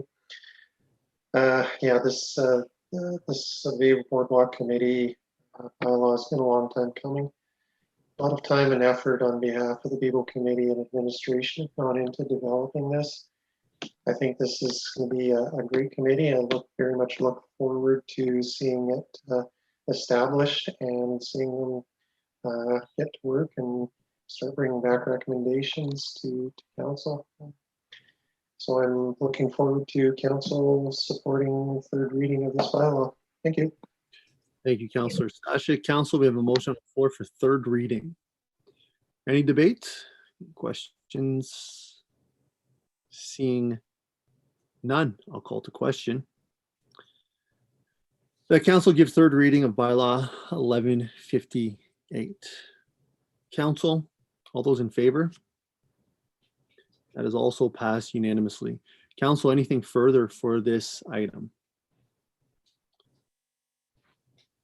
Seeing none, thanks administration, Heather, Hans, everyone for their work in the committee and council. With that, we are finished our action item list of 11 for this evening, and it's proclamation, the National Drowning Prevention Week. The mission of the Life Saving Society Canada, Alberta and Northwest Territories branch is to prevent drowning throughout our country. And most drownings are preventable, and only through education and a healthy respect for the potential danger that any body of water may present can we truly enjoy recreation opportunities offered by bodies of water. And the Life Saving Society urges Canadians and Albertans to actively supervise children who are in and around the water, to refrain from impairment while participating in aquatic activities, and to wear a life jacket at all times while boating. And the Life Saving Society of Canada has declared July 18th to the 24th of 2021 National Drowning Prevention Week to focus on the problem that is drowning and the hundreds of lives that could be saved this year. Therefore, be it resolved that I, Mayor Marcel Michaels, do hereby proclaim July 18th to the 24th of 2021 National Drowning Prevention Week in the town of Hinton in the province of Alberta, and do commend its thoughtful recognition to all citizens of our community. And with that, that'll bring us to our next item for information. Council, any questions? If not, I'll accept a motion. Councillor Hawes. I'd like to move that we accept council information packages number 1 and number 2 for July 6, 2021. Thank you, Councillor Hawes. Council, we have a motion on the floor for information packages. Any questions? Seeing none, I'll call to question. All those in favor? That's passed unanimously. And that'll bring us to our reporting for this evening. And I will start at my top left, which happens to be Councillor Stashik. Thank you, Mayor Michaels. I have nothing to report this week. Thank you, Councillor Stashik. Councillor Nelson. Thank you, Mr. Chair. Subsequent to the last standing committee meeting, we had a community futures strat planning and AGM. Had some really good discussions and actually really good strat plan process. And one of the key concerns that we talked about and may make changes to in the future is the turnover that can happen with a board. Community Futures Board is made up only of elected officials. And when that happens, you can run into an October every 4 years where you have the majority of a committee changing over, and not all community futures are made up solely of elected officials. So something really good to consider. The other thing that was talked about that I think is really good to be aware of is board diversity and the opportunity for any of the regional boards, whether it's community futures, whether it's the waste authority or commission, anything like that, to actually have the mayors kind of meet ahead of time, just have a quick call and see if there's a way to achieve some diversity, not necessarily gender or age, but even just a diversity of backgrounds coming to these committees. Because if you look at community futures, a lot of that board has similar backgrounds and similar perspectives. So it was a really good thing that was brought up, I think, by one of the Edson councillors, and could create a lot of extra diversity and better decision making without any additional work or cost, really. I was also elected vice chair. for that committee. And outside of that, just hats off to everyone that was involved with the Canada Day Parade. Heather and Alexa and Carlos for a lot of the setup and other work that was done within that. Also, a huge recognition to the fire department. They were out. Some of them didn't get back until 4:30 in the morning dealing with the dump fire the night before, but we're all there and ready to go to be part of the parade. And a parade without the noisy fire people just wouldn't be a parade. So a lot of short sleeps, and just great to see them out. And also to Miss Way for also being part of the emergency response and then being out first thing for the parade.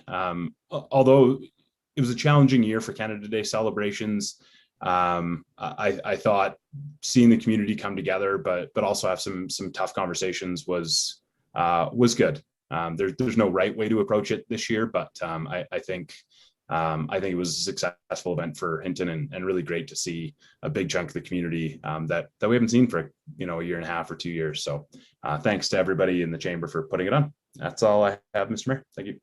Thank you, Councillor Nelson. Councillor Magoon. Thank you, Mr. Mayor. I have my notes here from the RCMP committee meeting that I attended. So, some really good news items.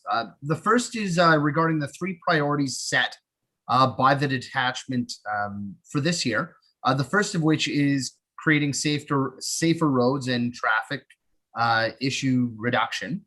We have a decrease in collisions by 10% achieved this quarter comparative to last. Crime reduction, reducing thefts. The goal was again by 10%. We've actually achieved a reduction of 12% by the end of this last quarter. And then the third goal is police visibility and maintaining a positive presence within the community.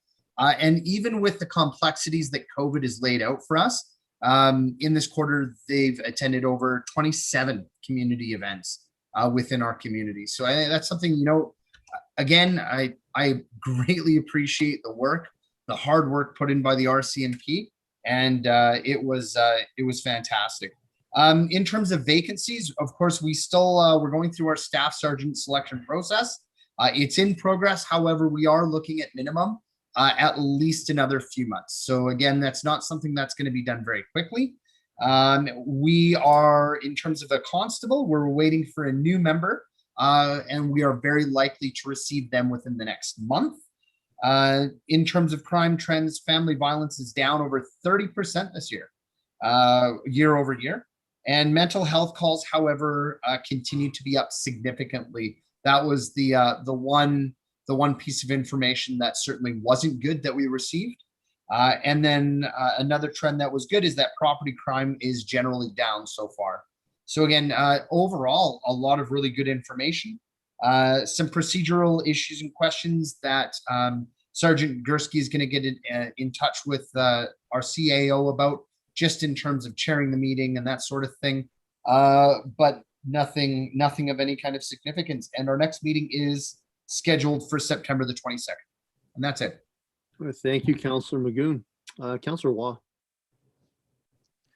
That's a hard act to follow, but I only have the one item, and that was the Community Futures AGM. Unfortunately, due to work commitments, I wasn't able to make the strat planning. So yeah, the AGM went off without a hitch, and I will be joining Councillor Nelson on the executive. I'm back for another term as the Treasurer Secretary. So in the age of RRF funds, that's meant a lot of signatures on checks. So that will be slowing down in the coming year, hopefully a little bit. But other than that, I have nothing else to report. Thank you, Councillor Waugh. And Councillor Haas. Thank you, Mr. Mayor. Just want to start off too by thanking administration to the crew that put together the Canada Day celebration. Got to drive the truck in the parade, so I was playing block, but ended up that way. And to Carlos, who stuck it out in the mascot in the heat, had a cool little vest, ice vest on, and stuck his head out the window and enjoyed the air conditioning while doing it. So it was good. But it was good to Pine Valley, to that organization, the amount of work that went into all the fundraising, that was out there, from the silent auction to to the duck race and other events as well. So good on them. I don't know what the final tally is yet. I don't think I've heard yet, but I'm sure they did very well. So library board, unfortunately, graduation. I wanted to mention that the Harry Collins graduation occurred last Monday. Really good way to put it together, despite being COVID. But the staff did a really good job organizing it. Having groups of 5 come in, having your numbers, it went really smoothly from what I saw as having a graduate in there. Unfortunately, I think the graduate got a lot of pictures, more pictures probably than they usually want that way. But other than that, I think it really well. Unfortunately, too, that I wasn't able to attend our library board meeting the last before summer because it was on the same evening. But some work was done there into continuation of a workshop. And waste management. So we have our final get together with the board tomorrow with the contractor. We're getting together and getting the final report. It's already been submitted to us, and we're hearing from that contractor moving forward. And then I'm guessing, in the future, obviously, probably, and I'm looking at Mayor Michaels, I'm not sure, but before, whether it's summer or early into September, we'll have that report brought to council. Then for discussion and decision as well moving forward. We've hit a pretty aggressive move forward. We wanted as a board to move this initiative forward faster even than the contractor first initiated, but we felt that with the new council potentially coming up in the election, that we wanted to hit the ground running with this and get some movement forward before the new council comes in and before the new committee. So that's all I have to report. Thanks, Mr. Mayor. Thank you, Councillor Hawes.